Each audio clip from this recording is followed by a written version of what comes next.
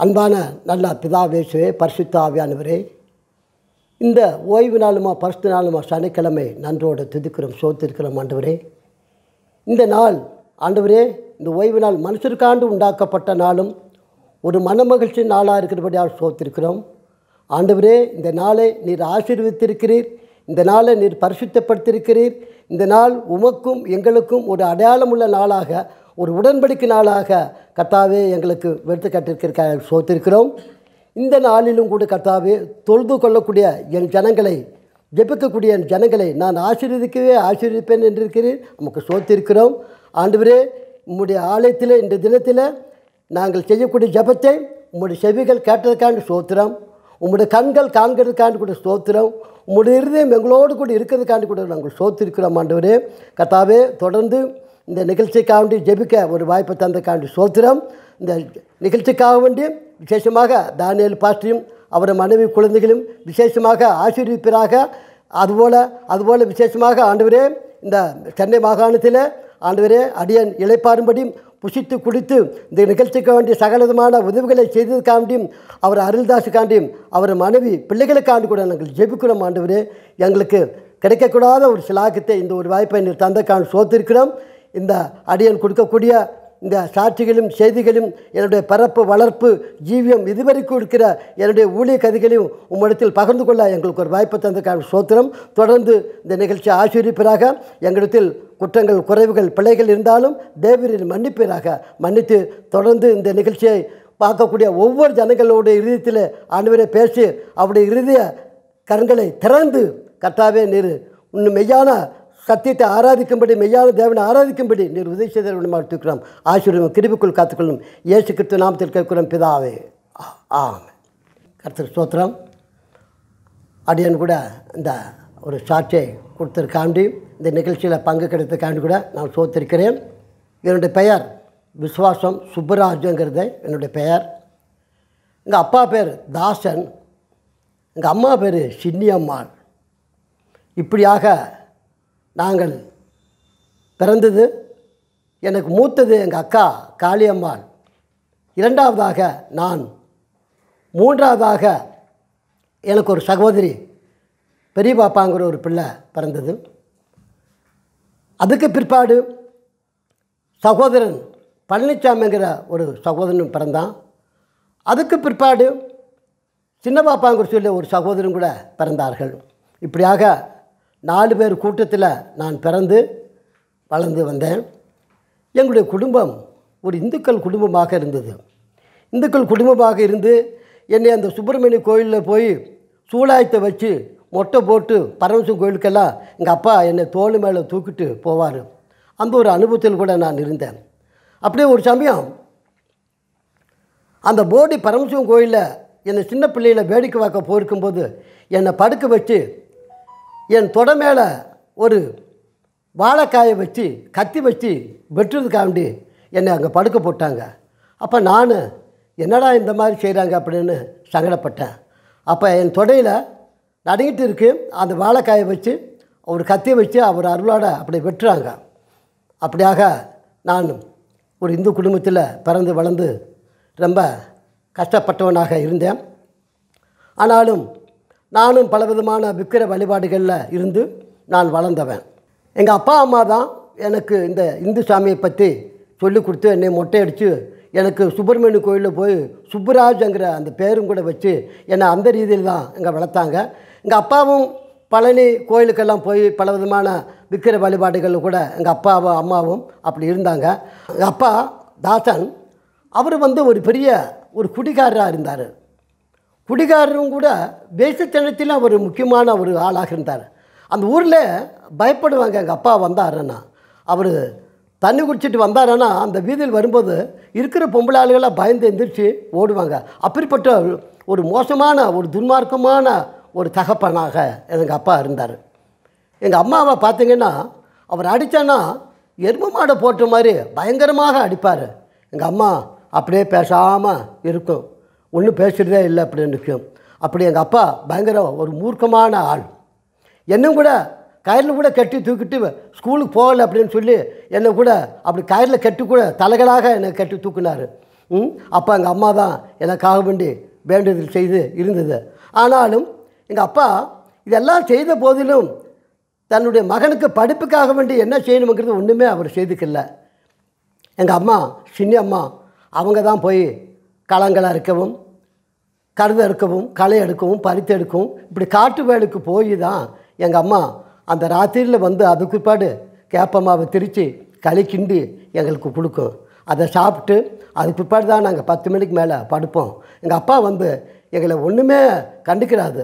எங்கள் அம்மா தான் அந்த மாதிரி எங்களை பயங்கரமாக வளர்த்து எங்களை இந்த நிலைக்கு கொண்டு வந்ததே அப்படி தான்.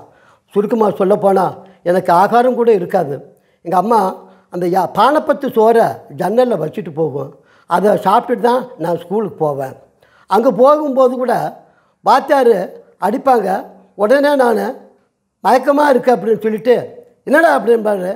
அப்போ நான் சார் சாப்பிடாம வந்துட்டேன் சார் அப்படின்னு சொல்லுவேன். அப்போ அந்த வாத்தியார் சொல்லுவார், டா சுப்ராஜ் சாப்பிடாம வந்திருக்கான், நீங்கள் யாராவது பைசா கால்னாரேனா அவருக்கு அந்த ஆளுக்கு கொடுங்கடா, அவர் ஏதாவது இட்லி சாப்பிட்டுட்டு வரட்டும் அப்படிம்பாங்க. அப்போ என் கூட படித்த கிளாஸ்மேட்டு பெரிய பெரிய பணக்கார பிள்ளைங்க படிப்பாங்க. அவங்க ஒரணா அரேனா கொடுப்பாங்க. அதை நான் வாங்கி சாப்பிடுவேன். இப்படியாகத்தான் எனக்கு ஆகாரம் கூட இல்லாமல் நான் படித்து வந்தேன். ஆனாலும் நான் ஆண்டவர் எனக்கு நல்ல கல்வியறிவு ஞானத்தை கூட கொடுத்தாரு. நான் 1ஆம் கிளாஸு 2ஆம் கிளாஸ் படித்து நான் சாப்பாடு இல்லாமல் ரயில்வே ஸ்டேஷன் பக்கமெல்லாம் போய் அப்போ இந்த ரயில் ட்ரக்கில் அரிசிக்கு வருது சிந்தி அதை கூட நான் சாப்பிட்டு நான் வளர்ந்துருக்கிறேன் ஆகாரம் இல்லாமல்.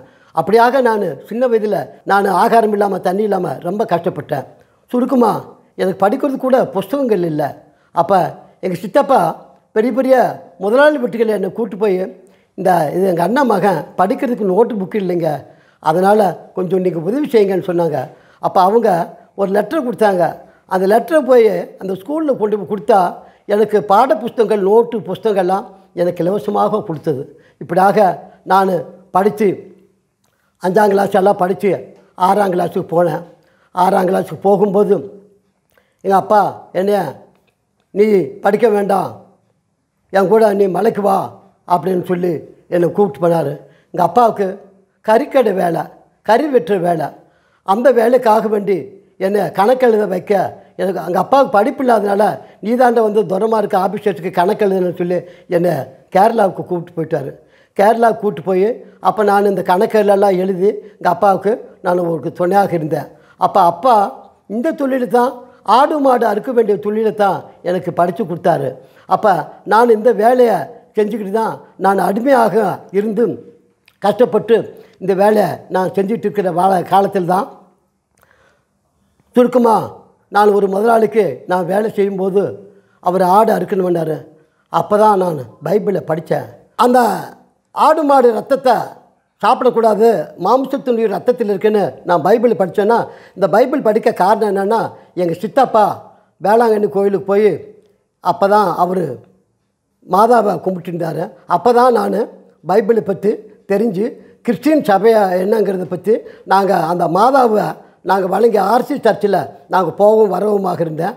அப்படியாக இருந்து தான் இந்த பைபிளை நான் படித்து ஆரம்பித்து அப்போ ஆடு அறுத்து அந்த ரத்தத்தை அந்த முதலாளி விற்கணுமென்னு சொல்கிற போது நான் சொன்னேன், ரத்தத்தை விற்கிறதுன்னா நான் இனிமேல் எனக்கு இந்த வேலை வேண்டாங்க, ரத்தம் மாம்சத்தின் உயிர் ரத்தத்தில் இருக்குது, அந்த ரத்தத்தை நான் கீழே விடுறதுன்னா நான் வேலை செய்கிறேன், இல்லாட்டி எனக்கு வேலை வேண்டாம் அப்படின்ட்டு நான் அந்த வேலையை ரிசைன் பண்ணிட்டேன். யாருக்காவது கூலி வேலை செய்து கூட நம்ம பிழைக்கலாம், தவிர இனிமேல் உயிரிகளை கொண்டு நான் சம்பாதிக்க வேண்டியது சாப்பிட வேண்டியது இல்லை அப்படின்னு சொல்லி அந்த வேலையை இனிமேல் ஆடு மாடு இருக்கிற வேலை வேண்டான்னு சொல்லி தான் நான் பிறகு இண்டோஸ்டேஷனில் போய் நான் பெரிய பெரிய அதிகாரிகளுக்கு விறகு வெட்டி கொடுத்து அவங்களுக்கு ரேஷன் கடையில் அரிசி பருப்பெல்லாம் ஜாமானமெல்லாம் வாங்கி கொடுத்து பால் சப்ளை செய்து நான் இப்படி வந்தேன்.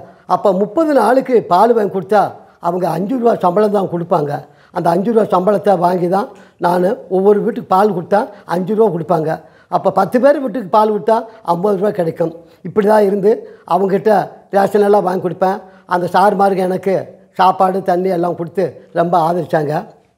அப்படியாக இருக்கிற காலத்தில் அம்மாவும் அப்பாவும் இப்படி இருக்கிற காலத்தில் வேலை இல்லாமல் நான் ரொம்ப கஷ்டப்பட்டு நடந்த காலத்தில் எங்கள் அப்பாவும் எங்கள் அம்மாவும் அங்கே கேரளாவில் வந்து பார்க்க வந்தாங்க. எங்கள் அப்பா கறிக்கடை நடத்திருக்கிறாரு, எங்கள் அம்மாவும் வந்துருந்துச்சு. அப்போ எஸ்டேட் ஆளுகள்லாம், ஏக்கா போடிரக்கா, உங்கள் மகனுக்கு இங்கே ஒரு பிள்ளை இருக்குது, இதை கல்யாணத்தை முடிச்சிடலான்னு சொன்னாங்க. அப்போ எனக்கு வயசு 16 வயசு. அப்போ நான் சொன்னேன், எனக்கு இப்போ கல்யாணம் வேண்டாம், இப்போ எனக்கு கொஞ்சம் பார்த்து செஞ்சுக்கலான்னு சொன்னேன். எங்கள் அப்பா உடனே என்னை ஒரே அடி அடிச்சிட்டாரு. நான் கோவிச்சிட்டு போய் ஒரு ஆர்ச்சி கோயில் பக்கத்தில், கிறிஸ்டின் கோயில் பக்கத்தில் ஒரு ஆறு போகுது, அந்த ஆறில் போய் அப்படியே நிற்கிறேன். என் முழங்கால அளவில் தண்ணி போய்கிட்டே இருக்குது. அப்போ நான் கோபத்தில் பாலத்துக்கு அடியில் இருக்கிறேன். பாலத்துக்கு அடியில் தண்ணி போயிட்டு இருக்கு, பக்கத்தில் சர்ச் இருக்குது. அப்போ எங்கள் அம்மா ராஜு ராஜுன்னு என்னை கூப்பிட்டு வந்துச்சு.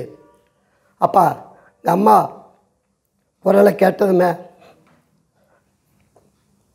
உடனே நான் வந்ததுமே எங்கள் அம்மா என்னை கையை பிடிச்சி கூப்பிட்டு போய் 21 ரூபா பர்சம் போட்டு அந்த கல்யாணத்துக்கு ஒப்பந்தம் செஞ்சாங்க. அப்பா அடிச்சிட்டாருன்னு சொல்லி நான் கவலைப்படல, அம்மா தான் எனக்காக வேண்டி இருந்தது.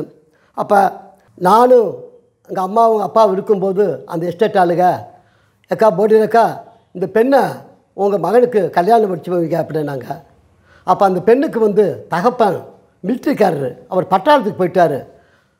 அவர் போயிட்டு வரமாட்டான்னு சொல்லி அவங்க அம்மா வந்து வேறு ஒரு கணவனை கூட கட்டிட்டாங்க. அப்போ இந்த பிள்ளை அந்த மூத்த புருஷனுக்கு மிலிட்ரிக்காரருக்கு பிறந்தது. அதனால் இந்த பிள்ளைய 2வது புருஷன் வந்து வளர்க்குறதுக்கு கொஞ்சம் கொடுமைப்படுத்துவோம். அப்போ எங்கள் அம்மா அப்பாக்கிட்ட சொல்லி அந்த பிள்ளை தாய் தப்பம் இல்லாதமா அம்மா வேறு பக்கம் கல்யாணம் முடிச்சிச்சு, அந்த பிள்ளை கஷ்டப்படுது, அந்த பிள்ளைக்கு எஸ்டேட்டில் வேலை இருக்குது, உங்கள் மகனுக்கு கட்டி வச்சிங்கன்னா அந்த பிள்ளைக்கு ஒரு கோட்டர்ஸ் கிடைக்கும், அப்படியே இருந்துக்கிடுவாங்க அப்படின்னு சொன்னாங்க.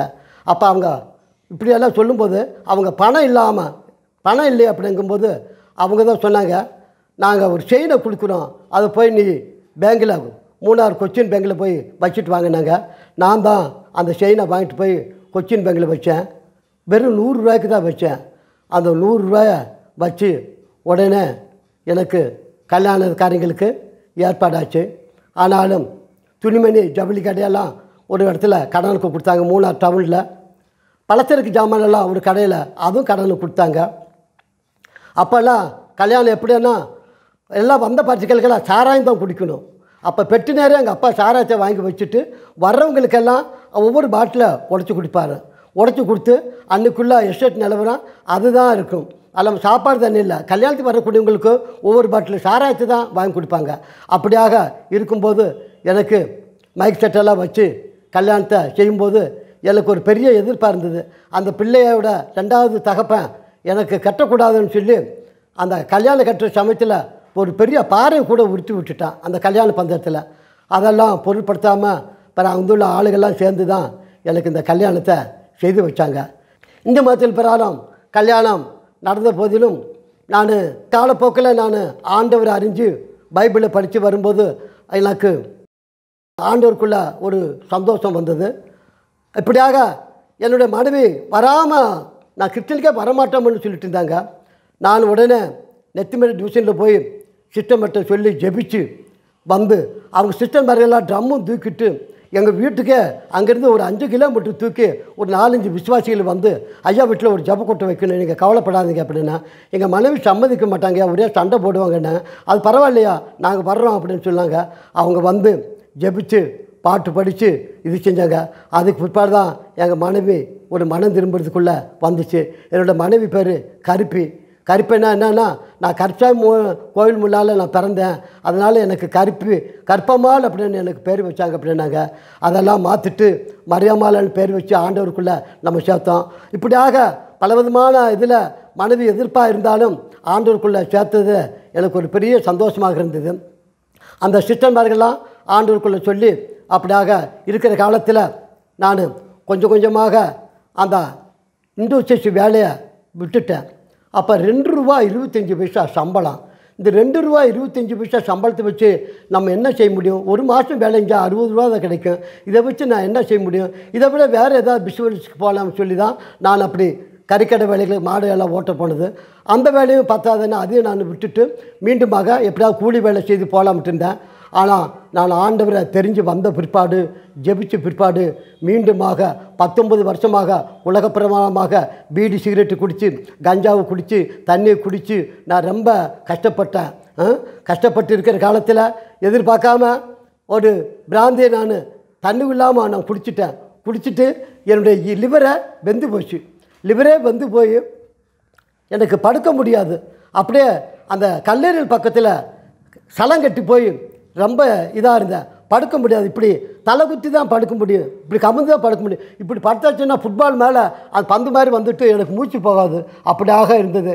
இப்படியாக இருக்கும்போது பிறகு எங்கள் சம்மந்த வெளியில் ஒரு விசாரிச்சு அம்மா சொல்லிச்சு, உங்கள் அண்ணன் பாஸ்டராக இருக்கார், அவர்கிட்ட போய் சொல்லுங்கள் ஜெபிங்கன்னாரு.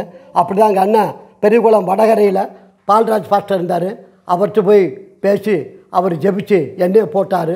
எண்ணெயை போட்டுட்டு சாயங்காலம் வந்து அவர் வந்து டாக்டர்கிட்ட சொன்னார், இது எங்கள் தம்பி தாங்க, ஏதோ கேரளாவில் அவன் பிராண்டு ஏதோ குடித்து இதாகிட்டான், அவனை செக் பண்ணணும் அப்படின்னு சொன்னார். அப்போ அந்த சர்ச்சுக்கு தான் அந்த டாக்டர் வர்றாரு ஜார்ஜுன்னு. அப்போ பாஸ்டர் உங்களுக்குள்ளே தம்பியானார். ஆமாம் அப்படின்னு சொன்னார். உடனே சரியான என்னை ஸ்கேன் பண்ணி பார்த்தாங்க.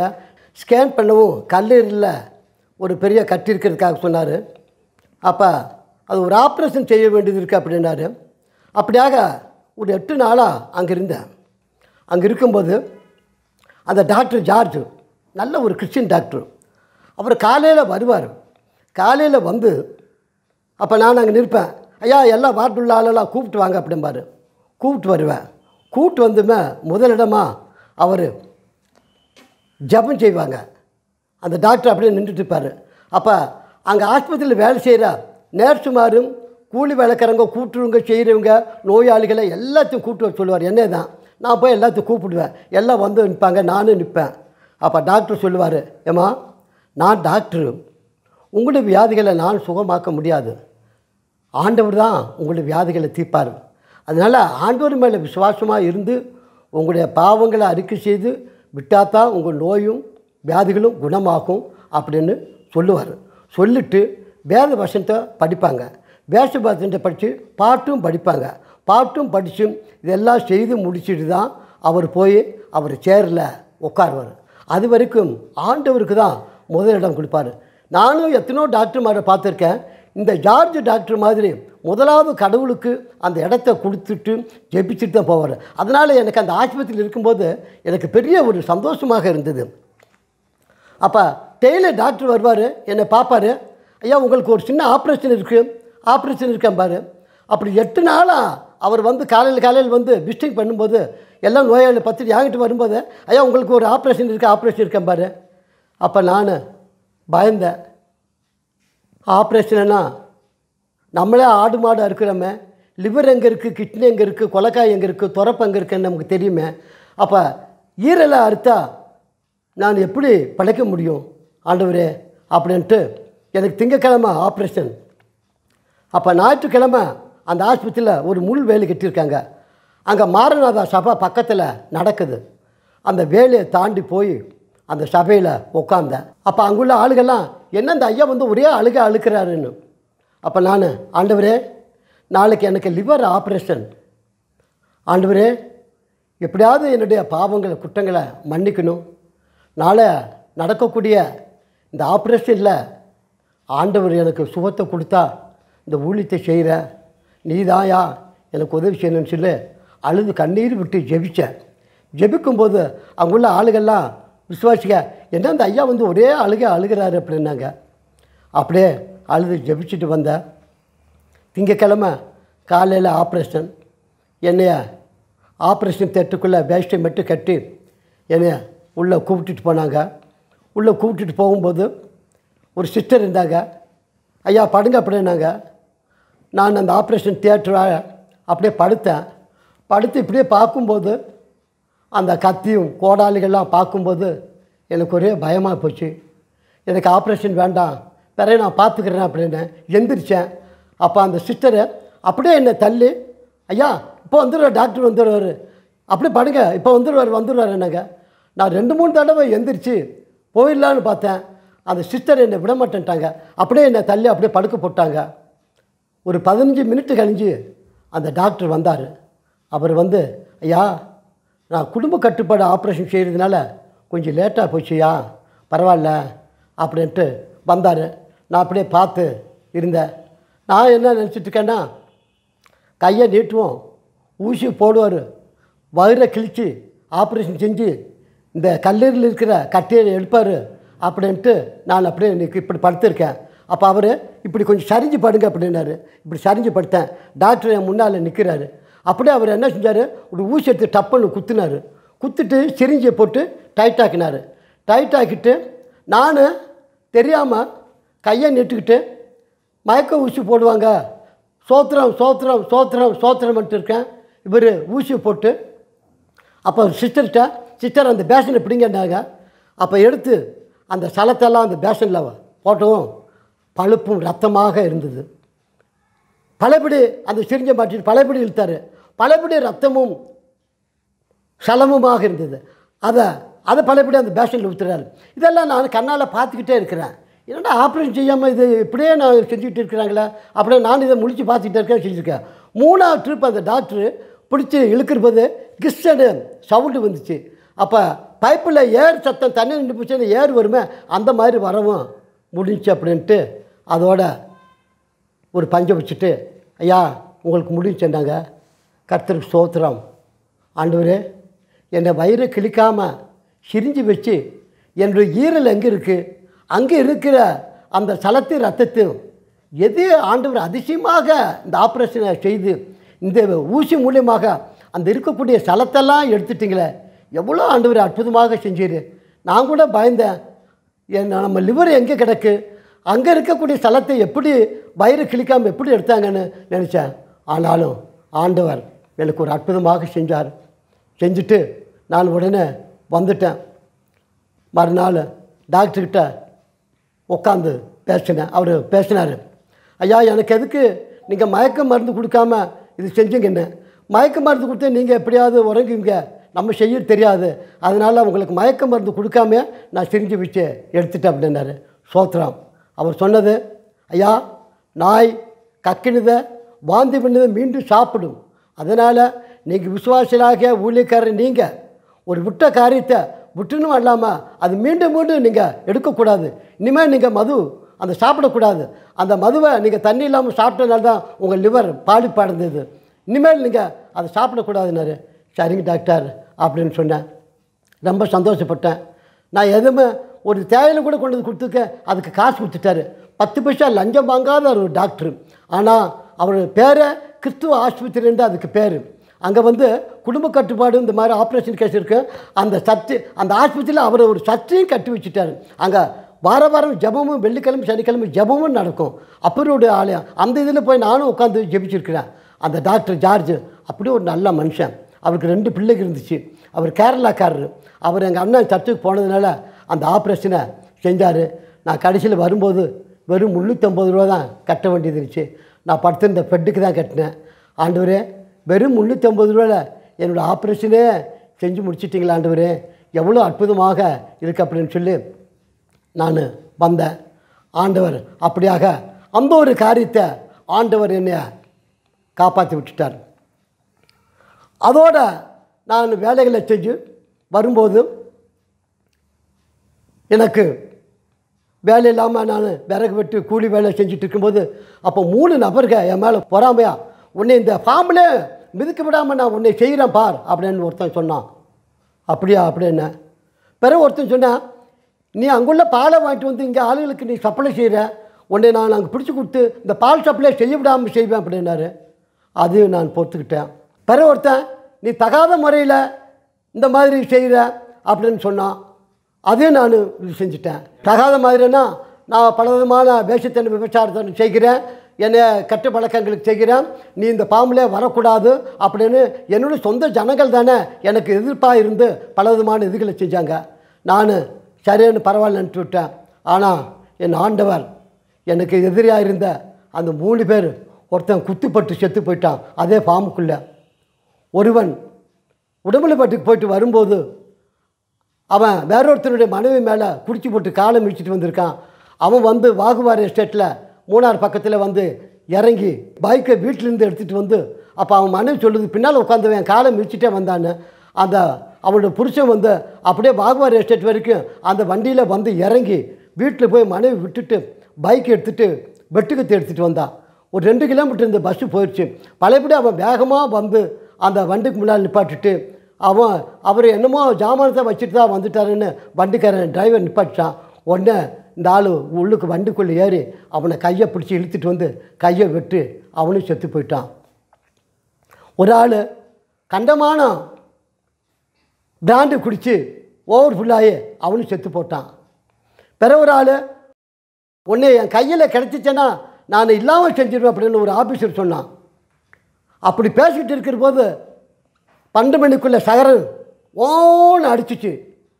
அப்போ என்னை இங்கோரி நடத்துறது அப்படியே நின்று போச்சு.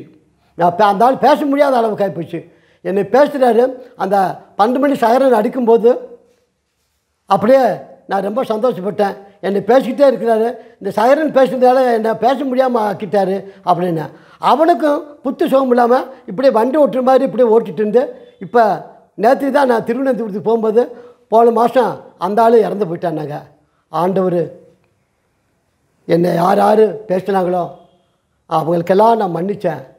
என்னாலும் ஆண்டவர் நான் ஊழியக்காரனுங்கிறதும் நான் சபையில் இருக்குதுங்கிறதும் அவங்களுக்கு தெரிஞ்ச போதிலும் அவங்க எல்லாம் என்னை பேசினாங்க. அதனால் அவங்க எல்லாத்தையும் இல்லாமல் ஆண்டவர் செஞ்சிட்டார். இப்படியாக இருக்கும்போது ஒரு டாக்டர் சேவியர் அவர் என்னை பற்றி ரொம்ப சந்தோஷப்பட்டார். ஐயா நீங்கள் ஊழியம் செய்யுங்க அப்படின்னு சொல்லி எனக்கு ரொம்ப காசு பணம்லாம் கொடுத்து அந்த அங்கமாளி இதில் 1300 ரூபாய்க்கு டானியல் ரெஃபரன்ஸ் பைபிள் வாங்கி கொடுத்தார். விளக்கோரேன்னு சொல்லி அது பயங்கரமான அந்த பைபிள். அந்த பைபிளில் எங்கெங்கே எந்தெந்த ஸ்டடி எப்படி எப்படி இருக்குன்னு அது கொத்த வாக்கியங்கள் எங்கே இருக்குன்னு சொல்லி அந்த பைபிளை 1500 ரூபாய்க்கு எனக்கு வாங்கி கொடுத்து எனக்கு 4,000 ரூபாய்க்கு கையில் கொடுத்து ஐயா ஊழியம் செய்யுங்க, நீங்கள் நல்ல ஆள் ஊழியம் செய்யுங்கன்னு சொல்லி எனக்கு எவ்வளோ உதவி செஞ்சார். அவர் வீட்டுக்கே என்னை பீர்மேட்டு கூப்பிட்டு போனார். அவரே எனக்கு வெண்ணி எடுத்து வைப்பார். எனக்கு அப்படி சவரம் செய்யார். என்னை பார்த்தா கும்பிடுவார். ஐயா நீங்கள் தெய்வ மனுஷன், ஐயா நீங்கள் தெய்வ மனுஷன், நீங்கள் பெரிய வாத்தியாராக வரணும், பெரிய வாத்தியாராக வரணும்னாரு. என்ன சார் சொல்கிறீங்கன்னா, ஆமையா நீங்கள் பைபிளுக்குள்ளே பெரிய வாத்தியாராக வரணும், நீங்கள் தெய்வ மனுஷனா அப்படின்னு என்னை சொல்லுவார். என் கூட வேலையுள்ள ஆளுகள்லாம் சொல்லுவாங்க, என்ன உடனே டாக்டர் அப்படி சொல்கிறாரு என்ன, அவர் என்னமோ என்னை தெய்வ மனுஷன் நீங்கள் பெரிய வாத்தியார் ஆகணும்னாரு. அவர் தான் எனக்கு பைபிள்லாம் வாங்கி கொடுத்தாரு அப்படின்னு சொல்லுவேன். அவர் அப்பேற்பட்ட டாக்டர் அவர் இன்றைக்கி இருக்கிறார். இன்னும் அவர் கல்யாணம் முடிக்கல. அவர் இப்பவும் என்கிட்ட பேசுவார். ஐயா நல்ல ஊழியம் பாருங்கள் அப்படின்னாரு. அப்படி தான் நான் வட்டப்பட்ட கோவிலூர் கொட்டாகும்பு மழையிலும் காற்றிலும் குளிரிலும் ரொம்ப கஷ்டப்பட்டு நான் நடந்து போய் நான் அந்த ஊழியங்களை செய்துட்ருக்கேன். ஒவ்வொரு குடும்பங்களை சந்திச்சுட்டு இருக்கேன். இப்படியெல்லாம் சந்திச்சுட்டு வேலை பார்த்துட்டு இருக்கிற காலத்தில் தான் நான் ஆண்டவருக்கு உண்மையாக இருந்து வந்துட்டு இருக்கிற காலத்தில் எதிர்பாராத விஷயமாக போடியில் எங்கள் மகன் அந்த ஆண்டிபட்டு கேண்டீனை ஒரு ஆளுக்கு கொடுத்துட்டான். ஒரு 50,000 ரூபா கொடுக்குறான் அவருக்கு நடத்தலாம்னு. அவன் ஒரு இந்துக்காரன், அவனுக்கு கொடுக்குவான். அவன் வெள்ளிக்கிழமானமா பூஜை போட்டு நடத்துடுவான். ஏன்டா இவங்ககிட்ட கொண்டு வந்து நம்மளை விட்டாங்க அப்படின்னு சொல்லி நான் சங்கடப்பட்டேன். அப்போ எக்ரிமெண்ட்டில் நான் எல்லாம் கையெழுத்து போட்டு என் மகனை கையெழுத்து போட்டு ஒரு 50,000 ரூபா வாங்கிட்டு என் மகன் தண்ணி கொடுக்குற அவசரத்தில் என்னை விட்டுட்டு போயிட்டான். அப்போ அந்த வாங்கினான்னு சொன்னார், நம்ம 3 பேர் ஒரு காரியம் முடிச்சிருக்கோம், நம்ம போய் கேண்டீனில் சாப்பிட்லான்னாங்க. என் மகன் கேட்காம எனக்கு ஒரு அர்ஜென்ட்டாக வேலை இருக்குன்னு போயிட்டான். அப்போ அவனும் நானும் போய் எனக்கு 2 புரோட்டா வாங்கி கொடுத்தான். பயங்கர உரப்பாக இருந்துச்சு. அப்போ என்னடா சரி அப்படியே 2 பேர் நடந்துட்டு வரும்போது அங்கே விற்கிற கோயிலில் பாட்டு கச்சேரி போட்டிருந்தாங்க. சரி அதை பார்க்க வேண்டாம், நம்ம இப்படியே ரோட்டில் இப்படி போவோம் அப்படின்ட்டு இருக்கும்போது அப்போ உரப்பாக இருந்ததுனால 2 வாழைப்பழம் வாங்கலாம்னு எதுக்கு இருக்கிற அந்த கடைக்கு போனேன். ஒரு பைக்குக்காரன் வந்து என்னை அடித்து போட்டுட்டான். அதில் 3 பேர் வந்திருக்காங்க. நான் வர்றேன் நீ வர்றேன்னு நான் ரோடை கிராஸ் ஆகும்போது ஒரே அடி அடித்து போட்டுட்டான். அடித்து போட்டவும் நான் ரத்த வெள்ளத்தோடு கிடக்கிறேன். என்னை யாரும் தூக்குறதுக்கு இல்லை. என் கூட வந்தா அவன்தான், நான் தான் கூப்பிட்டு வந்தேன். நம்ம ஃப்ரெண்ட்ஸு தான் அடித்து போட்டாங்க. நாங்கள் பிறகு யாரும் தூக்கல. பிறகு ஒரு போலீஸ்காரன் வந்து பார்த்துட்டு தூக்குங்கடா அப்படின்னு என்னை தூக்கி போடி ஆஸ்பத்திரிக்கு கொண்டு போனாங்க. போய் கையில் காலெல்லாம் மருந்து போட்டாங்க. மருந்து போட்டதுமே எனக்கு கிறக்கமாக இருந்தது. ஐயா இங்கே பார்க்க முடியாது, நீங்கள் மெடிக்கல் காலேஜுக்கு கொண்டு போங்கன்னு சொல்லி தேனி காணாவளக்கு ஆஸ்பத்திரிக்கு என்னை அங்கே அனுப்பிட்டாங்க. காரு பிடிச்சி என் மகனுக்கு ஃபோன் பண்ணுவோம். மகன் வந்தான். வேண்டாம் இந்த மாதிரி போயிட்டேன், நீ இருந்தீங்கன்னா நான் அந்த மாதிரி ஆக்சிடெண்ட்டில் வந்திருக்க மாட்டேன், நீ போனதுனால நான் அந்த மாதிரி ஆக்சிடெண்ட்டில் சிக்கிட்டேன்னு சொல்லி நான் அவனை ஒன்றும் பேசக்கூடாதுன்னு சொல்லி அப்படியே விட்டுட்டு நான் அந்த காணாமலக்கு ஆஸ்பத்திரியில் போய் போட்டேன். அங்கே போன இடத்துல எனக்கு அந்த ஆஸ்பத்திரி பார்க்கும்போது ரொம்ப அருவருப்பாக இருந்தது. ஆனாலும் பரவாயில்லன்னு படுத்தேன். நான் படுத்த வார்டில் ஒரு ஆள் பிராண்டு கூட விஷத்தை குடிச்சிட்டு அவன் வந்துட்டான். அவன் வந்துட்டு ஐயோ அம்மான்னு கட்டில் படுத்துட்டு உதறான். அவனை 2 கையும் காலையும் கட்டி போட்டாங்க. ஒருத்தன் பாம்பு கடிச்சு வந்திருக்கான், நான் படுத்திருக்கிற ஆளில் தான். அவனும் பெரிய தொந்தரவாக இருக்கான், நானும் வேறு தலையில் அடிபட்டு கிடக்கிறேன். அப்போ என்ன செய்யுது அப்படின்னு சொல்லி ஆண்டவரே நான் அவங்களுக்கெல்லாம் போய் நான் ஜெபம் செய்கிறேன்.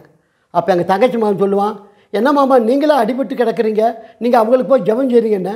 இல்லைடா நான் ஒரு சமயம் செத்தாலும் செத்துருவேன், நான் இருக்கிற போதே யாருக்கு ஜெபம் செய்யணுமோ செஞ்சுட்டு போயிடுறேன் அப்படின்னு சொல்லி நான் இருக்கிற வார்டில் ஜெபம் செஞ்சேன். அவங்களுக்கு ஜெபம் செய்வோம். அவங்க அந்த விஷம் குடித்தவனுக்கு உசிர் தளத்தில் தண்ணியை ஏற்றி நிறைய தண்ணி ஏற்றி பழையபடி அந்த உசிர் தளத்துலேருந்து அதெல்லாம் எடுத்துட்டாங்க. எடுக்கவும் அந்த பிராண்டிக்குள்ளே இதெல்லாம் போய் அந்த மூத்தர் பையில் கிடந்தது. அவனுக்கு அந்த கொஞ்சம் தெளிவெல்லாம் ஆகிப்போச்சு. அந்த தண்ணியை போட்டு எடுத்ததுமே கொஞ்சம் இதாகிப்போச்சு. பிறகு அப்படியே ஊசி போட்டாங்க, அவன் அப்படியே படுத்துட்டான். அந்த விஷம் குடித்தவனையும் அவனையும் காப்பாற்றி விட்டுட்டாங்க. நானும் போய் ஜெபிச்சுட்டு போயிட்டேன்.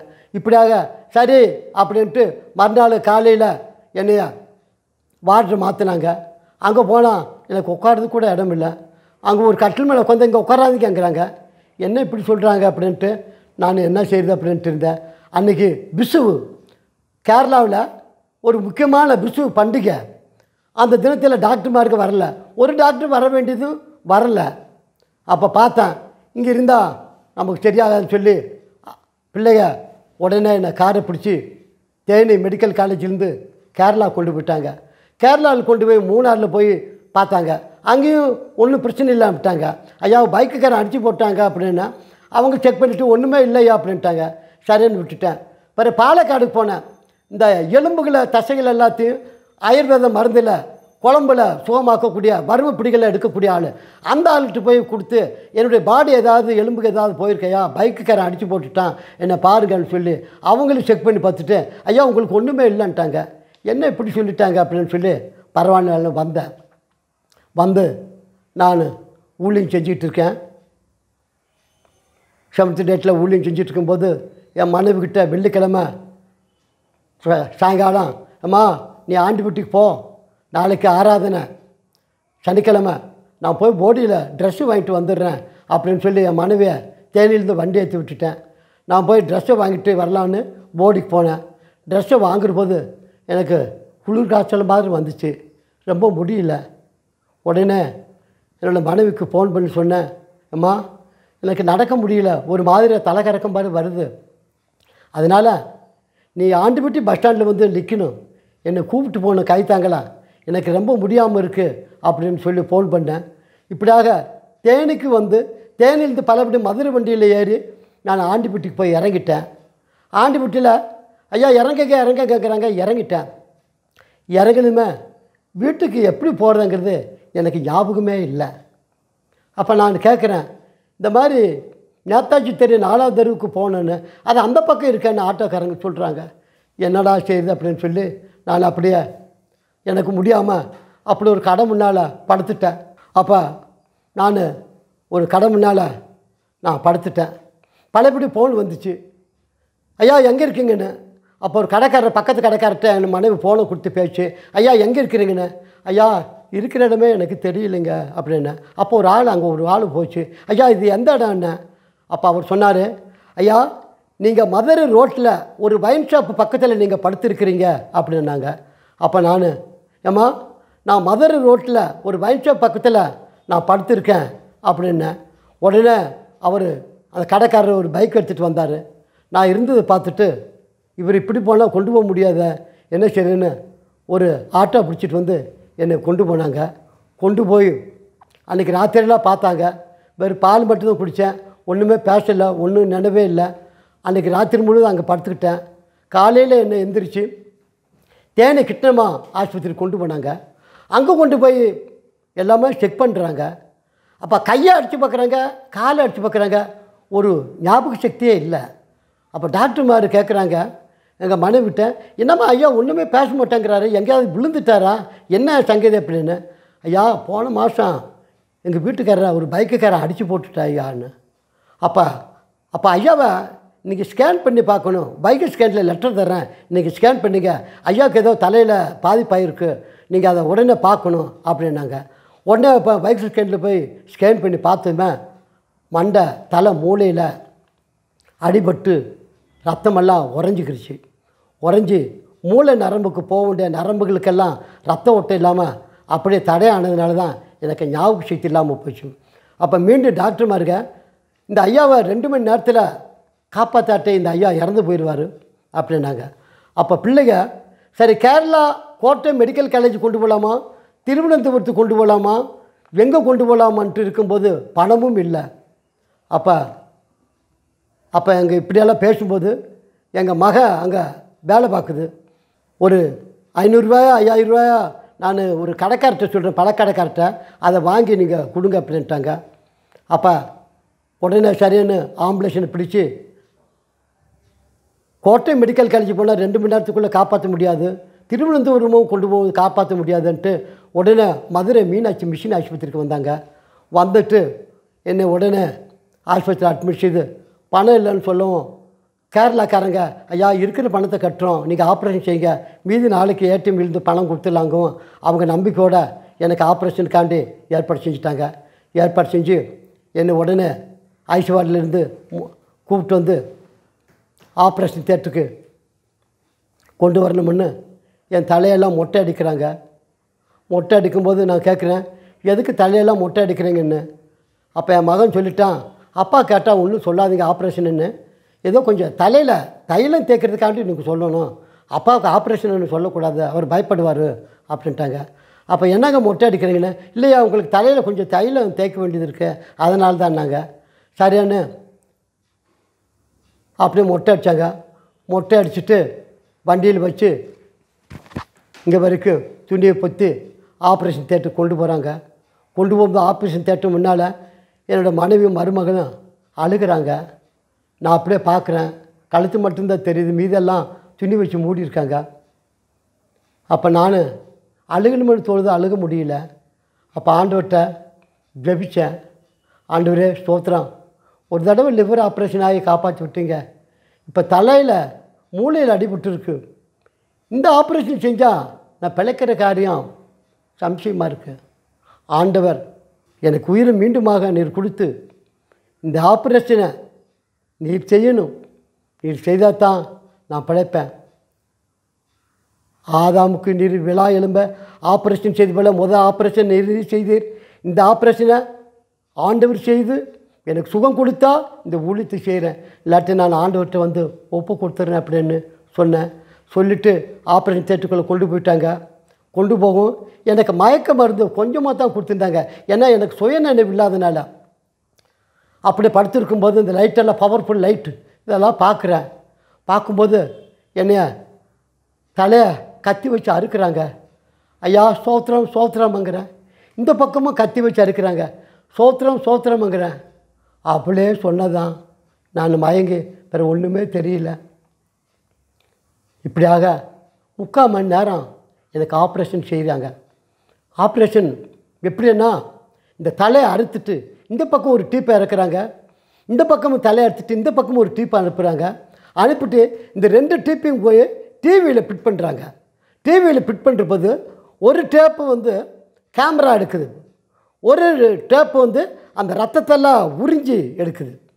இப்படியாக அந்த 2 டீப்பு வந்து ஒன்று கேமரா எடுக்க, ஒன்று ரத்தத்தெல்லாம் உரிய, அந்த 2 ஹோல் போட்டு மண்டை உடைக்காத அளவுக்கு 2 பக்கம் ஹோல் போட்டு 2 பக்கம் அந்த டீப்பை விட்டு அந்த ரத்தத்தை, ஒரு 50 மில்லி ரத்தம் இருக்குது, ரத்தத்தை சட்டியில் போட்டு வறுத்த எப்படி கருப்பாக இருக்குமோ அப்படி இருந்துச்சு. அதை எடுத்து டாக்டர்கிட்ட கொடுத்து டாக்டரு என் மனைவிட்ட கொடுத்தாங்க. ஏம்மா இந்த ஐயாவுக்கு இவ்வளோ ரத்தம் மண்டைக்குள்ளே உறைஞ்சி கிடந்துருக்கம்மா, அதனால தான் இவருக்கு ஞாபக சக்தி இல்லை அப்படின்ட்டு அதை கூப்பிட்டு காமிச்சாங்க. இப்படியாக செஞ்சுட்டு என்னை ஐசிவார்டில் கொண்டு போட்டாங்க. அப்போ அவங்கெல்லாம் பார்க்க வந்தாங்க, மனைவியும் பிள்ளைகளும். எனக்கு பிள்ளைகள் வந்து மொத்தம் 10 பிள்ளைங்க.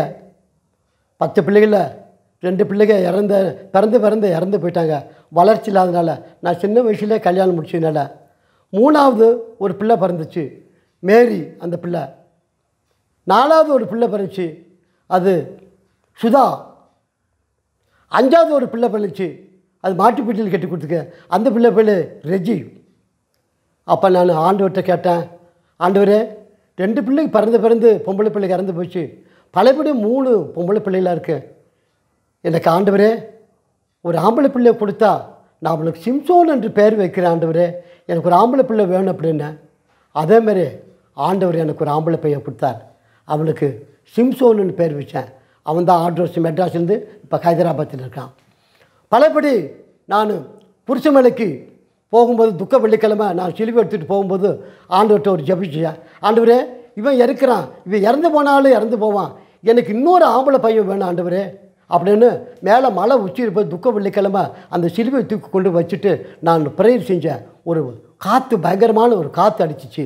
அந்த பரிசுத்த காற்று அடிக்கும்போது ஆண்டவர்கிட்ட சொன்னேன், ஆண்டவரே எனக்கு இன்னொரு ஆம்பளை பையனை கொடுத்தா அவனுக்கு நான் கன்மலேன்னு நான் பேர் வைக்கிறேன் அப்படின்னு சொன்னேன். அதேமாதிரி ஆண்டவர் எனக்கு ஒரு ஆம்பளை பையனை கொடுத்தார். அவனுக்கு தான் கன்மலேன்னு பேர் வச்சேன். அவன் இப்போ ஆஸ்திரேலியாவில் இருக்கிறான். சோத்திரம். இப்படியாக இத்தனை பிள்ளைங்க பிறந்த பிற்பாடு அப்போ 2 பிள்ளைங்க இறந்து போச்சு, 5 பிள்ளைங்க இருக்கிறாங்க. அப்போ 7 பிள்ளைங்க கணக்காச்சு.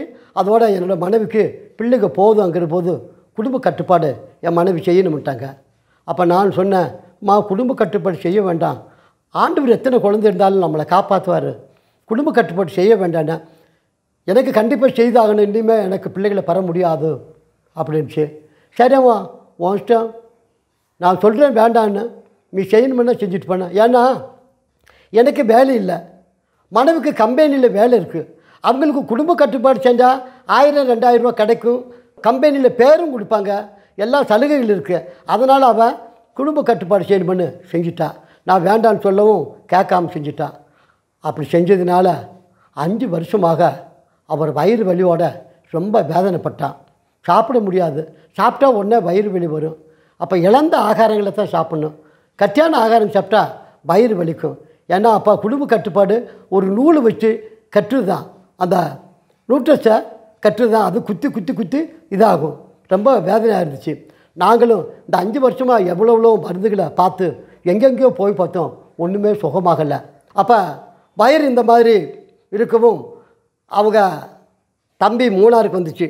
அப்போ அவங்க தம்பிக்கிட்ட பிஆர்சி மதுரை டு மூணார் பஸ்ஸில் கண்டக்டர் வர்றாரு. அப்போ அங்கே சொன்னாங்க, எனக்கு வயிறு வலி அப்படின்னு.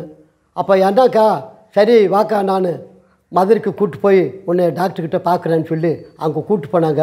கூப்பிட்டு போகணுமே அவங்க ஸ்கேன் பண்ணி பார்க்கவும் கர்ப்பப்பை பயங்கரமான மோசமான நிலவரத்தில் பழுப்பும் சலமுமாக அடிச்சிருந்துச்சு. அதனால் ஏம்மா அப்போ அந்த டாக்டர் சொன்னார், உங்களுக்கு குடும்ப கட்டுப்பாடு செஞ்சு சரியில்லைம்மா, அதனால தான் இந்த மாதிரி பிரச்சனைமா இருக்குன்னு சொல்லி அவங்க சொல்லிட்டாங்க. சரிம்மா பரவாயில்லன்னு சொல்லி ஒரு இன்ஜெக்ஷன் கொடுத்தாங்க. இன்ஜெக்ஷன் கொடுத்துமே கர்ப்பப்பையில் இருக்கிற பழுப்பும் பிளட்டெல்லாம் வெளியேறி போச்சு. அதோடு அவங்க கேரளாவுக்கு வந்துட்டாங்க. ஆண்டவரே சோத்திரம்னு சொல்லி ரொம்ப சந்தோஷப்பட்டு இருந்தேன். மதுரையில் ஆப்ரேஷன் செய்து மண்டையில் இருக்கிற ரத்தத்தெல்லாம் வெளியே எடுத்து என்னோடய மனைவிட்ட காமிச்சாங்க. காமிச்சதுமே இவ்வளோ ரத்தம் இருந்ததுனால தான்மா அந்த ஐயாவுக்கு நினைவே இல்லாமல் போச்சுன்னு சொல்லி எப்படியெல்லாம் ஆப்ரேஷனை செஞ்சு தையல்லாம் போட்டு 3/4 மணி நேரத்தில் என்னை பழையபடி மீண்டும் ஐசியூவார்டில் கொண்டு போய் போட்டாங்க. அப்போ என் பிள்ளைகள்னா ஒரு பையனும் மனைவியும் ஒரு மருமகள் மட்டும்தான் இருக்காங்க. மீதி பிள்ளைகள்லாம் கேரளாவில் திருவனந்தபுரத்தில் இருக்காங்க. அப்போ அவங்க வந்து ஐயா என்ன செய்கிறாருன்னு பார்க்க வந்தாங்க. 2 நாளாக பேச்சுவார்த்தை பேசலையா, ஆப்ரேஷன் செஞ்சவர் போட்டிருக்காங்களே என்னமோ ஏதோ அப்படின்னு அவங்க பார்க்க வந்தாங்க. அப்போ நான் சொன்னேன், ஸ்தோத்திரம், ஆண்டவர் சுகமாக எனக்கு இந்த ஆப்ரேஷன் செஞ்சு வச்சுட்டாரு, ஒன்றுமே நீங்கள் பயப்படாதீங்க அப்படின்னு.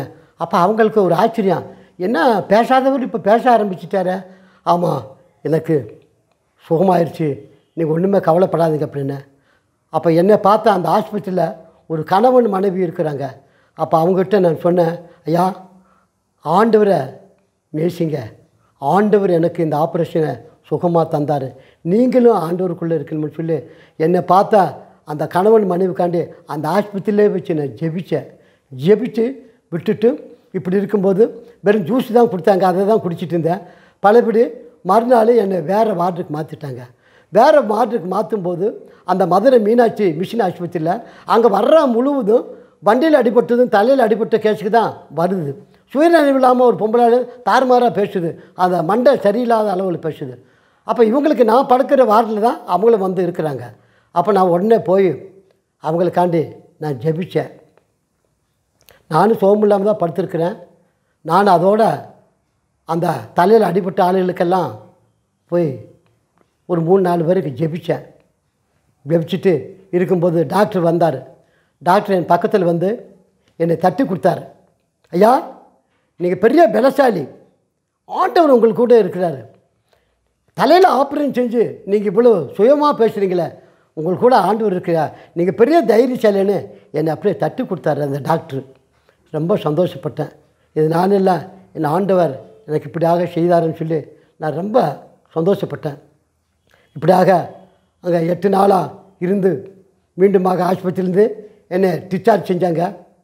நாங்கள் 1,40,000 ரூபா நாங்கள் கட்டியிருந்தோம். கடைசியில் 1,500 ரூபா பேலன்ஸ் இருக்குங்க, நீங்கள் இதை வாங்கிட்டு போகலாம் அப்படின்னு சொல்லி 1,500 ரூபா பேலன்ஸ் இருந்துச்சு. அதை வாங்கிட்டு வந்தேன். அப்படியாக ஆண்டவர் எனக்கு அந்த தலை ஆப்ரேஷனை செய்து எனக்கு சுகத்தை கொடுத்து, என் பிள்ளைகள்லாம் இருந்ததுனால எனக்கு பணம் கொடுத்து இந்த ஆப்ரேஷன் செய்கிறதுக்கு இந்த 1,40,000 ரூபா ஏற்பாடு செஞ்சாங்க. வேற ஒரு ஆளுன்னா நான் ஐயாவுக்கு வயசாக போச்சு, நான் அவரை என்னத்தை பார்க்க, அதோடு அவர் கதை முடிஞ்சு அப்படின்னு சொல்லி விட்டுருப்பாங்க. கர்த்தருடைய கிருபை இருந்ததுனால, பிள்ளைகள் இருந்ததுனால எனக்கு எல்லா பாதுகாப்பு கொடுத்து பணம் கொடுத்து என்னை காப்பாற்றி விட்டாங்க. இப்படியாக மீண்டுமாக எனக்கு அந்த ஆஸ்பத்திரியிலேருந்து வந்து சுகமாகி மீண்டுமாக நான் வேலைகளுக்கு செய்தேன். வேலைகள் செய்து பிள்ளைகள்லாம் அப்போ ரொம்ப கஷ்டப்பட்டு சம்பளம் பற்றாக்குறையாக இருந்துச்சு. அப்போ நான் ப்ராவிடென்ட்ல பணமெல்லாம் வாங்கி வாங்கி வாங்கி பிள்ளைகளை வளர்த்தேன். ஏன்னா சம்பளம் வாங்க முடியாது, வட்டிக்கு வாங்கி, இல்லை வட்டிக்காரெல்லாம் வந்து ஐயா வந்து சம்பளத்தை வாங்குங்க, எங்களுக்கு காசு கொடுங்கம்பாங்க. அப்படியே நான் போய் கவர்மெண்ட்டில் கையெழுத்து போட்டு அந்த காசை வாங்கி அப்படியே அந்த வட்டிக்காரங்கிட்ட கொடுத்துட்டு வருவேன். அப்போ அந்த டாக்டர் சொல்லுவார், என்ன ஐயா விசுவாச ஐயா, நீங்கள் வேலை செஞ்சு சம்பளத்தை வாங்கி அந்த வட்டிக்காரங்கிட்ட அப்படியே கொடுத்துட்டு வர்றீங்களேன்னு. என்ன செய்ய டாக்டர், நான் வாங்கிட்டேன், நான் எப்படி அவன் வந்து என்னை வாங்குன்னு என்னை கூப்பிட்டு வந்து கையெழுத்து போட்டு ஆஃபீஸ் பக்கத்தில் போட்டு அந்த பணத்தை வாங்கி அப்படியே அவங்ககிட்ட கையில் கொடுத்துட்டு நான் சும்மா வர்றேன். என்ன செய்ய, இந்த பிள்ளைகளெல்லாம் வளர்க்கணும் இல்லை, 7-8 பிள்ளைகளை நான் என்ன செய்கிறது அப்படின்னு சொல்லி நான் ரொம்ப சங்கடப்பட்டேன். இப்படியாக நான் பல தொழில்களை செஞ்சேன், கடை வச்சேன், பிஸ்னஸ் செய்தேன், பிள்ளைகளை வளர்க்கணுமே அப்படின்னு சொல்லி ஒரு டீ கடை வச்சுருந்தேன், அதில் காய்கறி கருவாடு இதுக்கெல்லாம் வச்சுருந்தேன், ஒரு மோர் கடை வச்சுருந்தேன், அதுலேயும் விற்று நம்ம சம்பாதிக்கலாம்னு. அப்போ பின்ன 10வது மீண்டும் முட்டை கான்ட்ராக்ட் செஞ்சேன். முட்டை கான்ட்ராக்டுன்னா அது வந்து வாரத்துக்கு ஒரு நாளைக்கு முட்டை வாங்கி திருச்சூர் கேரளாவில் போய் கவர்மெண்ட் ஃபார்மில் வந்து இந்த மாட்டுகளுக்கு செயற்கை முறையில் ஊசி போடுறதுக்கு அந்த கோழி முட்டை மஞ்சள் கருவு சேர்க்கணும். அதுக்கு நான் தான் கவர்மெண்ட்டில் வேலையும் செய்கிறேன், பற்றாக்குறைக்கு இந்த கான்ட்ராக்டும் செய்வேன். ஏன்னா அதில் செஞ்சால் ஒரு 1000 ரூபா 1500 ரூபா கிடைக்கும். இப்போ 2000 ரூபா கடைசி டச்சில் 2000 ரூபா கிடச்சிச்சு. அப்போ அந்த 2000 ரூபா கிடச்சி இந்த பிள்ளைகளுக்கு ஆய்க்கணும்னு சொல்லி நான் அப்படியாக இப்படியெல்லாம் கான்ட்ராக்ட் வேலை செஞ்சு தான் இத்தனை பிள்ளைகளை ஆண்டவர் வளர்க்குறதுக்கு உதவி செய்தார். இப்படியாக இருக்கிற காலகட்டத்தில் மகன் ஒரு பிள்ளைய சிநேகிச்சு கல்யாணம் முடிச்சுட்டான். அவன் ஆண்ட்ரோஸு, அவன் தான் ஹைதராபாத்தில் இருக்கான். அவனுக்கு 2 குழந்தைங்க இருக்குது. 2வது அந்த கண்மலை, அவன் தான் 7வது பிள்ளையாக பிறந்தான். அந்த 7வது பிள்ளை ஒரு பூரணத்தை காமிக்குது. 7வது நாளுங்கிறது 7வது நாள் 7வது பையனுங்கும்போது ஒரு பூரணத்தை காமிக்குது. அந்த பூர்ணமான அந்த பையன்தான் இன்றைக்கி ஆஸ்திரேலியாவிலிருந்து 10-75 லட்ச ரூபாய்க்கு வீடும் அப்பா அம்மாவுக்கு வேண்டிய பணமும் உதவிகள்லாம் அவன் செய்துட்டு வர்றான். அவன் தான் கண்மலை கிறிஸ்துன்னு, அவனுக்கு தான் அந்த கண்மலைன்னு பேர் வச்சேன். அவன் தான் எங்களுக்கு வேண்டிய அண்ணன் தம்பிக்கு வேண்டிய உதவிகளையும் செய்கிறான், அப்பா அம்மாவுக்கு வேண்டிய உதவி செய்கிறான், ஒரு வீடையும் எடுத்து கொடுத்துட்டான். அதுபோல் போர்டு வீடும் பெரிய அடமானத்தில் இருந்தது, அதே ஆண்டவர் திருப்பி கொடுத்துட்டாரு. நான் 10 வருஷமாக வாடகை வீட்டில் ஆண்டி வீட்டில் இருந்தேன், அந்த வீடு மகன் திருப்பி கொடுத்துட்டான். இப்போ அதுக்கு பிற்பாடு 2 வீடு 3 வீடாக கட்டி எங்கள் சித்தப்பாவுக்கு ஒரு வீடு, எங்கள் தம்பிக்கு ஒரு வீடு, எனக்கு ஒரு வீடு ஆகமாக கட்டி ஆண்டவர் அற்புதமாக அந்த காரியங்களை எங்களுக்கு செய்தி வந்தார். செய்தி வந்து அந்த பிள்ளைகளை வளர்க்கும்படி அந்த மகன் விட்டான். அதோடு தான் அந்த கண்மொழியோடு தான் மீண்டுமாக மனைவிக்கு ஆப்ரேஷன், பலபடி ஆப்ரேஷன் செய்ய வேண்டியது வந்தது. அந்த கண்மொழியோடு செஞ்சது தான் அந்த பிள்ளைக்கு மனைவிக்கு ஆப்ரேஷன் செஞ்சு 5 வருஷத்துக்கு பிற்பாடு பலபடி நாங்கள் அந்த இதெல்லாம் பார்த்து சுகமாக்கி மதுரைக்கு போயிட்டு வந்த பிற்பாடு கொஞ்சம் நாள் கழிஞ்சு மனைவியுடைய வயிறு பெரிய கட்டு மாதிரி பெருசாக வந்துக்கிட்டு இருந்துச்சு. அப்போ 1 மாதம் 2 மாதம் 3 மாதம் 4 மாதம் கழிஞ்சி வயிற்றுக்குள்ளே ஏதோ கட்டி இருக்கும் போல இருக்குது, கட்டியாக இருக்குமே என்ன பண்ணணும். அப்போ தினகரன் பாளையத்தில் பிரசங்கத்துக்காண்டி வர்றாரு. அப்போ தினகரனுடைய மீட்டிங்க்கு நாங்கள் போய் அதை அட்டன் பண்ணுறோம். அப்போ அவர் சொல்கிறாரு, நீங்கள் யார் யார் என்னென்ன வியாதி இருக்கோ அவங்கெல்லாம் உங்கள் கையை அந்த வியாதி உள்ள பாகத்தில் வச்சுக்கங்க, உங்களுக்காண்டி நான் ஜெபிக்க போகிறேன்னு சொல்லி அந்த தினகரன் சொன்னார். அப்போ நான் மனைவி பக்கத்தில் உட்காந்துருக்கேன். அப்போ மனைவிட்டு சொன்னேன், ஏம்மா நீயும் கையை வயிற்றில் வச்சுக்க, வயிற்றில் கட்டி மாதிரி இருக்குது, அது எப்படி சுகமாகட்டும்னு சொல்லி நீ வச்சுக்கம்மா, அவர் தினகரன் ஜெபிக்கிறாரு அப்படின்னு சொன்னேன். அதுபோல் என் மனைவி வயிற்றில் கையை வச்சுட்டு இருந்துச்சு. அவர் ஜெபிச்சார். கேரளாலேருந்து வந்தாங்க, அவங்க ஜெபிச்சாங்க. அப்படியாக நாங்கள் கேரளாவுக்கு மீண்டும் போயிட்டோம். 4 மாதம் 5 மாதம் ஆச்சு. பலபடி அந்த கட்டி வயிற்றுக்குள்ளே அந்த மாதிரி இருக்கும்போது அப்போ கம்பெனி டாக்டர்கிட்ட நான் சொன்னேன், ஐயா எங்கள் மனைவிக்கு ஆப்ரேஷன் செய்து 5 வருஷம் ஆச்சு, பழையபடி இந்த மாதிரி வயிறு இந்த மாதிரி வீக்கமாக இருக்குது, இல்லை ஏதாவது கட்டுக்கன்னு இருக்குமா என்னம்மா டாக்டர், அதை பார்க்கணும் அப்படின்னே. அப்போ அவர் கம்பெனி டாக்டர், ஐயா உங்கள் மனைவியை கூப்பிட்டு வாங்க அப்படின்னாங்க. நான் கூப்பிட்டு போனேன். மனைவியை படுக்க வச்சு வயிற்று எல்லாத்தையும் டாக்டர் செக் பண்ணார். செக் பண்ணிட்டு அவர் சொன்ன காரியம், ஐயா வயிற்றுக்குள்ளே கட்டி இல்லை, ஒரு குட்டி கிடக்கு, ஒரு குழந்தை இருக்குது, அதனால் இந்த குழந்தை பிறக்கிறதுக்கு ரொம்ப கஷ்டப்படுமையா, கர்ப்பப்பையை கட்டி வச்சுருக்கு, சிலப்போ தாய் செத்து போகும், சிலப்போ குழந்தையும் செத்து போகும் அப்படின்னு டாக்டர் சொன்னார். அப்போ என்ன செய்யணும் டாக்டர், என்ன இதை நான் ஒரு இன்ஜெக்ஷன் போட்டு இந்த குழந்தைய ஆப்ரேஷன் செஞ்சிடுறேன், இல்லாட்டி இந்த குழந்தையும் பிழைக்காது அம்மாவும் பிழைக்க மாட்டாங்க நாங்கள். அப்போ நான் டாக்டர்கிட்ட சொன்னேன், ஏற்கனவே என்னுடைய வார்த்தையை கேட்காம என் மனைவி இந்த குடும்ப கட்டுப்பாடு செஞ்சதுனால 5 வருஷமாக கஷ்டப்பட்டு தூக்குள் போட்டு கூட சாகனம்னு தற்கொலை செய்ய போயிட்டா. நாங்கள் ஏதோ காப்பாற்றி ஜபத்தினால இப்படியாக இருந்தது. மீண்டும் இந்த மாதிரி குழந்தை இருக்காங்கிறீங்க, இந்த குழந்தைய அபோஷன் செஞ்சிட்டிங்கன்னா இப்போ செத்து போயிட்டேன்னா இந்த 5 குழந்தைகளை வச்சுட்டு நான் எப்படி வளர்க்க முடியும், நான் என்ன செய்ய முடியும், அதனால் வேண்டாம், இவளை செத்தாலும் பிழைச்சாலும் நான் அவங்க பார்த்துக்குறோம் அப்படின்னாங்க.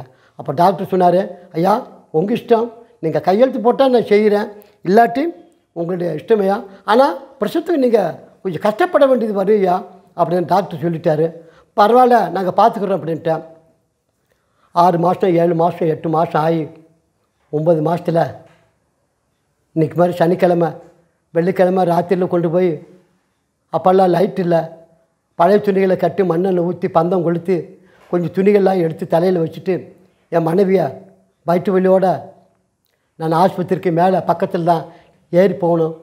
அப்போ பந்தத்தை கட்டி என் மனைவியை கூப்பிட்டு போய் ஆஸ்பத்திரியில் விட்டுட்டு கீழே வீட்டில் 5 பிள்ளைங்க படுத்துருக்காங்க, இந்த பிள்ளைகளுக்கு துணைக்கு வேணும், நான் பிள்ளைகளோடு வந்து படுத்துக்கிட்டேன். மனைவி ஆஸ்பத்திரியில் கொண்டு போய் விட்டுட்டேன். காலையில் எந்திரிச்சு போய் மனைவி என்னாச்சு பேரால் ஆகிட்டான்னு பார்க்கும்போது தான் அங்குள்ள ஆளுக்கு சொன்னாங்க, ஐயா நேற்றுக்கு நீங்கள் கொண்டு வந்து விட்டுட்டு போனீங்க, அவங்க பிரசவ வேதனையில் வேதனைப்படுறாங்களே தவிர பிளட்டு தான் வெளியே வருதே தவிர குழந்தை வந்த பாடு இல்லை, அதனால் இந்த அம்மாவை சீக்கிரமாக நீங்கள் 3ஆவது ஜிஹெச்சில் போய் வயிறு ஆப்ரேஷன் செய்து இந்த குழந்தைய எடுக்காட்டி இந்த அம்மாவும் போயிடும் குழந்தையும் போயிடும் அப்படின்னு சொன்னாங்க. நீங்கள் போய் சீக்கிரமாக ஆஃபீஸில் சொல்லி ஆம்புலன்ஸனை வர சொல்லுங்கள், ஜிஹெச்சுக்கு ஜெனரல் ஆஸ்பத்திரிக்கு கொண்டு போகணும் அப்படின்னு அவங்க சொன்னாங்க. சொல்லும்போது சரி அப்படின்னு நான் என்ன செய்யுது அப்படின்னு சொல்லி பெரிய கவலையில் துக்கத்தில் இருந்தேன். அப்போ உடனே அப்போ டாக்டர் சொன்னது சரியாக போச்சோ, அவர் சொன்னார் பிரசவிக்கிறதுக்கு ரொம்ப கஷ்டப்படுவோம் அப்படின்னு சொன்னார், அதனால் இந்த மாதிரி வந்துருச்சு, நீ என்ன செய்யுது, ஒரு சமயம் அப்படி தான் ஆயிருமோ அப்படின்னு அது ஒரு மனோபயம் எனக்கு இருந்தது. உடனே நான் அந்த ஆஸ்பத்திரியில் மண்டிக்கால் போட்டு உடனே ஜெபம் செய்தேன். ஜெபம் செய்யும்போது ஆண்டவர்கிட்ட இந்த காரியங்களை மண்டிக்கால் போட்டு ஜெபித்தேன். ஆண்டவரே ஸ்தோத்திரம், 5 பிள்ளைங்க இருக்கிறாங்க, என் மனைவி செத்து போயிட்டா, இந்த 5 பிள்ளைகளை எப்படி ஆண்டவரே நான் வளர்க்க முடியும்? மனைவி இல்லாட்டி நான் என்ன செய்ய முடியும்? அன்று அதிகமான துக்கத்தோடு நான் ஆண்டவர்கிட்ட ஜெபித்தேன். ஆண்டவரே மனைவி சுகமாக பேர்கள் ஆனால் இந்த குழந்தைய ஆண்டோட ஊழியத்துக்காண்டி நான் விட்டு கொடுக்குறேன் அப்படின்னு சொல்லி நான் ஜெபித்தேன். எந்திரத்துக்கு முன்னால் ஒரு அம்மா வந்து சொன்னாங்க, ஐயா உங்கள் மனைவி பேர்கள் ஆகிட்டாங்கன்னு. அது பெண் குழந்தை. அந்த குழந்தை ஜெசி. அந்த குழந்தை தான் இப்போ திருவனந்தபுரத்தில் வேலை பார்த்து இருக்குது. அப்போ அந்த பிள்ளைய போடியில் படிக்க வச்சு, மூணார் காலேஜில் படிக்க வச்சு, யூனிவர்சிட்டி காலேஜிலும் படிக்க வச்சேன். அப்போ படிக்கிற காலத்தில் அந்த பெந்துகோஸ்து பாஸ்டர்மார்கிட்ட போனேன். ஐயா என் பிள்ளைய ஊழியத்துக்காண்டு ஒப்பு கொடுத்தேன், அதை கொண்டு வந்து நான் அந்த பிள்ளைய இந்த சர்ச்சில் விட்டுட்டோமா, பெந்துகோஸ்து சர்ச்சில் அப்படின்னு சொன்னேன். அப்போ அந்த பாஸ்டர் சொன்னார், ஐயா ஊழிய அழைப்பு இல்லாமல் உங்கள் பிள்ளையை நாங்கள் எடுக்க முடியாதையா, ஆண்டோடைய அழைப்பு உங்கள் பிள்ளைக்கு இருந்தால்தான் நாங்கள் இந்த பிள்ளைய எடுக்க முடியும் ஊழியத்துக்கு அப்படின்ட்டாங்க. சரி பரவாயில்ல அப்படின்னு சொல்லி அப்படியே படிக்க வச்சு இது செஞ்சேன். அப்படியே அந்த பிள்ளைக்கு திருமண காரியங்க வந்துருச்சு கேரளாவில். நான் வேண்டான்னு சொன்னேன். சரின்னு பிள்ளைகள்லாம் வந்துட்டாங்க. நீ வேண்டான்னு சொல்ல முடியாது, எங்கிட்டாவது கட்டி கொடுக்கணும், வயசு 10 27 வயசாச்சு, என்ன செய்யுது அப்படின்னு சொல்லி அந்த இதுக்கு, அம்மா நீ ஊழியத்துக்காண்டி ஒப்பு கொடுத்த பிள்ளைம்மா, அவங்க ஒரு இந்துக்காரங்க கேட்குறாங்க, எனக்கு அது கொடுக்கறதுக்கு இஷ்டம் இல்லை. முதல்ல ஒருத்தன் பிராமணிச்சு எர்ணாகுளத்துலேருந்து வந்தான். அவன் வந்து ஐயா உங்கள் மகன் ஜெசி, அந்த பிள்ளையை நான் முடிச்சுக்கிறேண்ணே, நீங்கள் யார் என்ன, நாங்கள் பிராமிச்சேண்ணா, பிராமிச்சுக்கெல்லாம் நாங்கள் பெண்ணு கொடுக்க முடியாதையா அப்படின்ட்டேன். பிறகு இவங்களும் வந்து இவங்க பெரிய நாயர் குடும்பம், அவங்களுக்கு சிங்கப்பூரில் உள்ள ஆள் இருக்காங்க, அதனால் நல்ல ஒரே ஒரு பையன், ஒரே ஒரு தங்கச்சி மட்டும் இருக்குது, அந்த அம்மா டீச்சர் வேலை பார்க்குறாங்க, அவங்க அப்பா பேர் வேணுகோபால் நாயர்மார் குடும்பம், பெரிய குடும்பம் ஐயா, அவங்களுக்கு சொந்த வீடெல்லாம் இருக்குது அப்படின்னாங்க. எனக்கு அது நான் கொடுக்கவே முடியாதுங்க, நான் ஊழியத்துக்காண்டி ஒப்பு கொடுத்த பிள்ளை அப்படின்னேன்.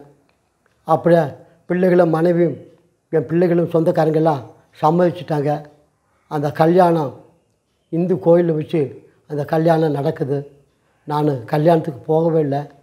நான் ஒரு பெட்டி கடையில் ஒரு ஜூஸ் சாப்பிட்டே இருந்துட்டேன்.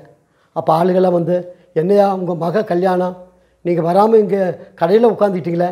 இல்லைங்க நான் வரமாட்டேன், அந்த குழந்தைய நான் ஊழியத்துக்காண்டி ஒப்பு கொடுத்த பிள்ளை, ரெண்டாவது இந்துக்களுக்கு நான் அந்த பிள்ளைய நான் கொடுக்குறதுக்கு சம்மதிக்க மாட்டேன். 2 பேரும் கேட்டாங்க. இப்போ என்னுடைய பேச்சு கேட்காம அவங்க மனைவியும் கூட பிறந்த பிள்ளைகளும் சொந்த பந்தங்கள்லாம் சேர்ந்து சம்மதிக்கிறீங்க, எனக்கு அது இஷ்டம் இல்லை அப்படின்னு சொல்லி நான் சங்கடப்பட்டு விட்டுட்டேன். ஆனாலும் கல்யாணம் நடந்தது. கல்யாணம் நடக்கும்போது அந்த மண்டபத்தில் மறுநாள் அந்த கல்யாணம் தாலி கட்டும்போது போல் மறுநாள் ஃபங்க்ஷன் வச்சுருந்தாங்க. அந்த மண்டபத்தில் என் கூட வேலை செஞ்சுருந்த எல்லா டாக்டர்ஸும் வந்து சுப்பராஜு மகள் கல்யாணம் அப்படின்னு சொல்லி எல்லாம் வந்து நன்றி சொல்லி நல்ல செய்முறைகள்லாம் கொடுத்துட்டு போனாங்க சார்மாருங்க.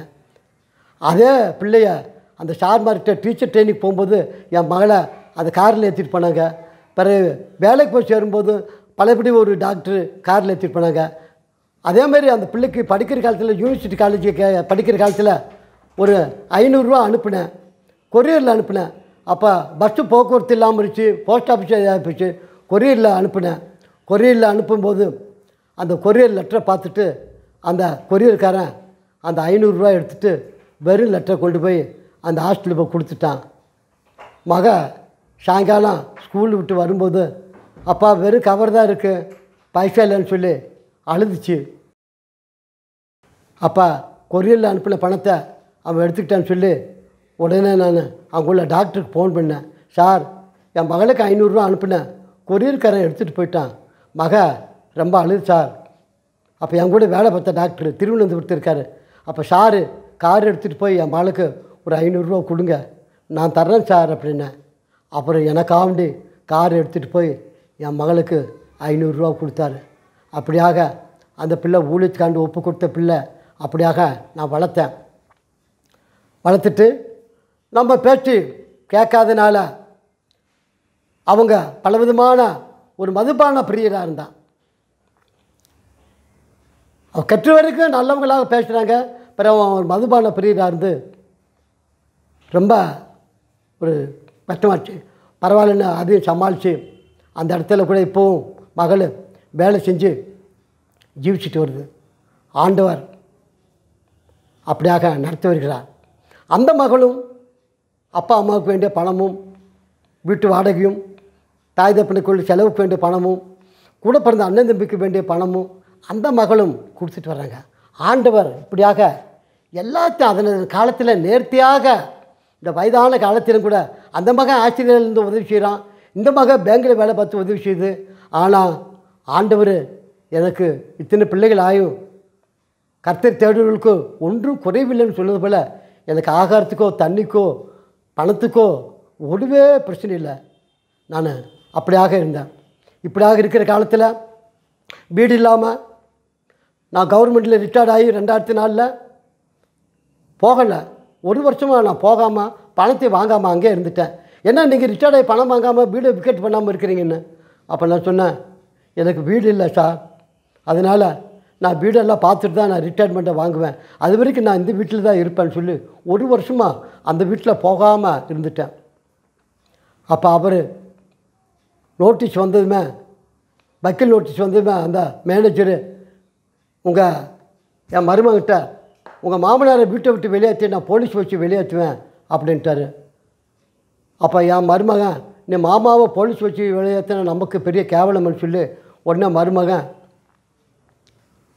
வீடை விக்கெட் பண்ணி என் மனைவி பிள்ளைகள்லாம் சித்திரப்படுத்த கூப்பிட்டு போய், அப்போ மகனும் ஆஸ்திரேலியாவிலேருந்து அப்பா போக மாட்டார், அப்போ அதனால் அப்பா வர்றதுக்குள்ளே இந்த ஜாமான்களை மாற்றி வீடை பூட்டி சாவியை ஆஃபீஸில் கொடுத்துருங்க, அப்பா ஊருக்கு போயிருக்காருன்னு சொல்லி என் மகனும் சொல்லி இப்படியாக மருமகன் போய் சித்திரப்படுத்தில் ஒரு வீடை பார்த்து வாடகைக்கு விட்டு வச்சுட்டாங்க.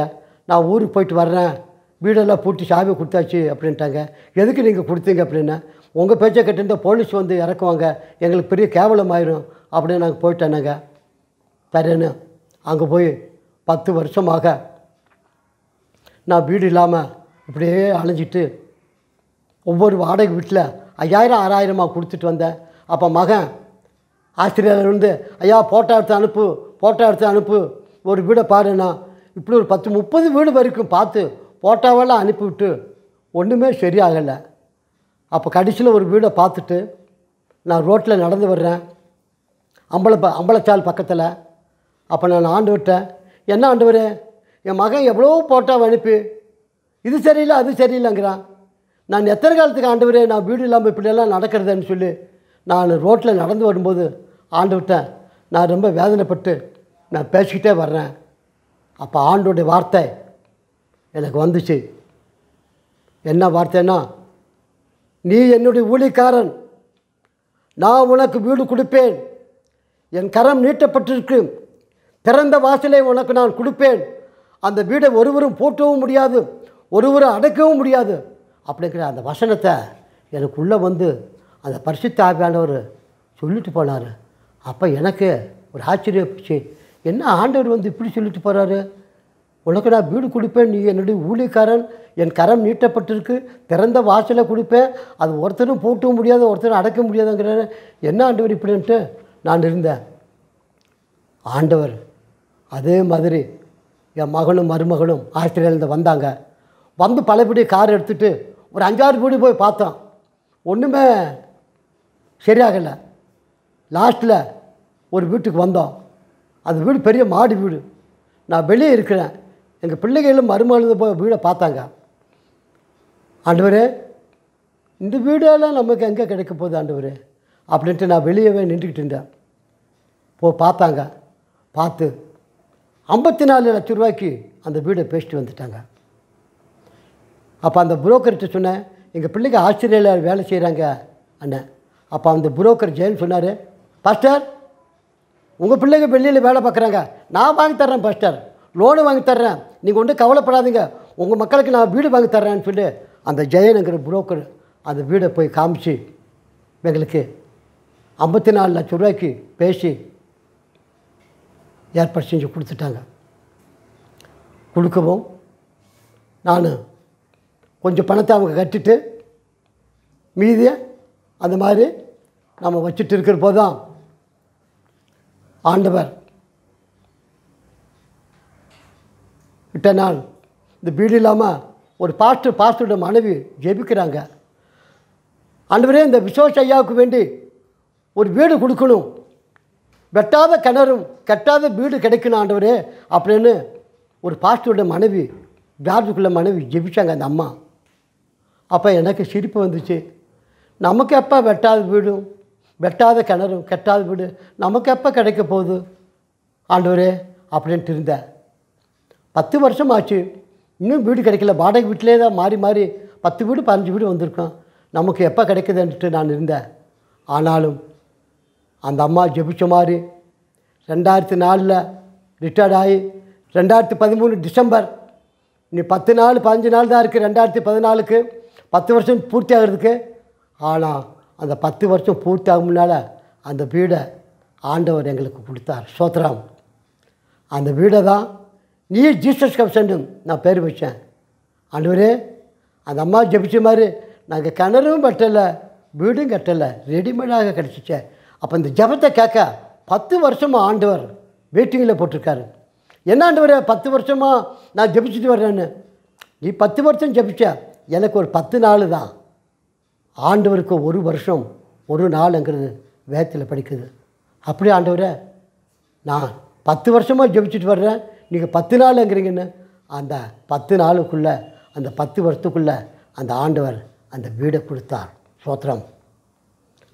ஆண்டவர் அப்போ ஒரு டாக்டர் சொன்னார், நான் தோக்குப்பாறையில் இருக்கும்போது மேலே மார்த்தம்மா யாக்கோபுட்டு சபை மேலே சிலுவை போட்டிருக்கோம். நாங்கள் கீழே வாடகை வீட்டில் இருக்கிறேன், அங்கே மேலே மாடியில் போய் மண்டிக்காயில் போட்டு ஜெயிப்பேன், அந்த சிலுவையை பார்த்து ஜெயிப்பேன். ஆண்டவரே, இந்த வாடகை வீட்டில் இருக்க இந்த வீடு கிடைக்குமா, இல்லாட்டி வேறு வீடு பார்த்து போகணுமா, என்ன ஆண்டவரேன்னு அந்த சிலுவை மேலே பார்த்து ஜெயிப்பேன். நான் கீழே இருக்கிறேன். அப்போ ஜெபிக்கும்போது அப்போ ஆண்டவர் அந்த டாக்டர் சொன்னார், ஐயா உங்களுக்கு ஐயா அந்த ஆண்டவர் லைட் அடிக்கிறார், லைட் அடிக்கும்போது எங்கே வெளிச்சம் தெரியுதோ அங்கே உங்களுக்கு வீடு கொடுப்பாருன்னு. அந்த டாக்டர் சொன்ன மாதிரி அந்த தோக்குப்பாறையில் அடித்த லைட்டு 15 கிலோமீட்டருக்கு அங்கிட்டு நேராக ஆப்போசிட்டாக நேராக இருக்குது. அங்கே அந்த ஒளி தெரிஞ்சு அந்த வீடு தான் எனக்கு கிடச்சிச்சு. அந்த டாக்டர் சொன்ன மாதிரி ஆண்டவர் எங்கே அவருடைய ஒளி எங்கே அடிக்குதோ அங்கேருந்த ஒளி இங்கே அடித்து அந்த வீடு கிடச்சிச்சு. ஸ்தோத்திரம்.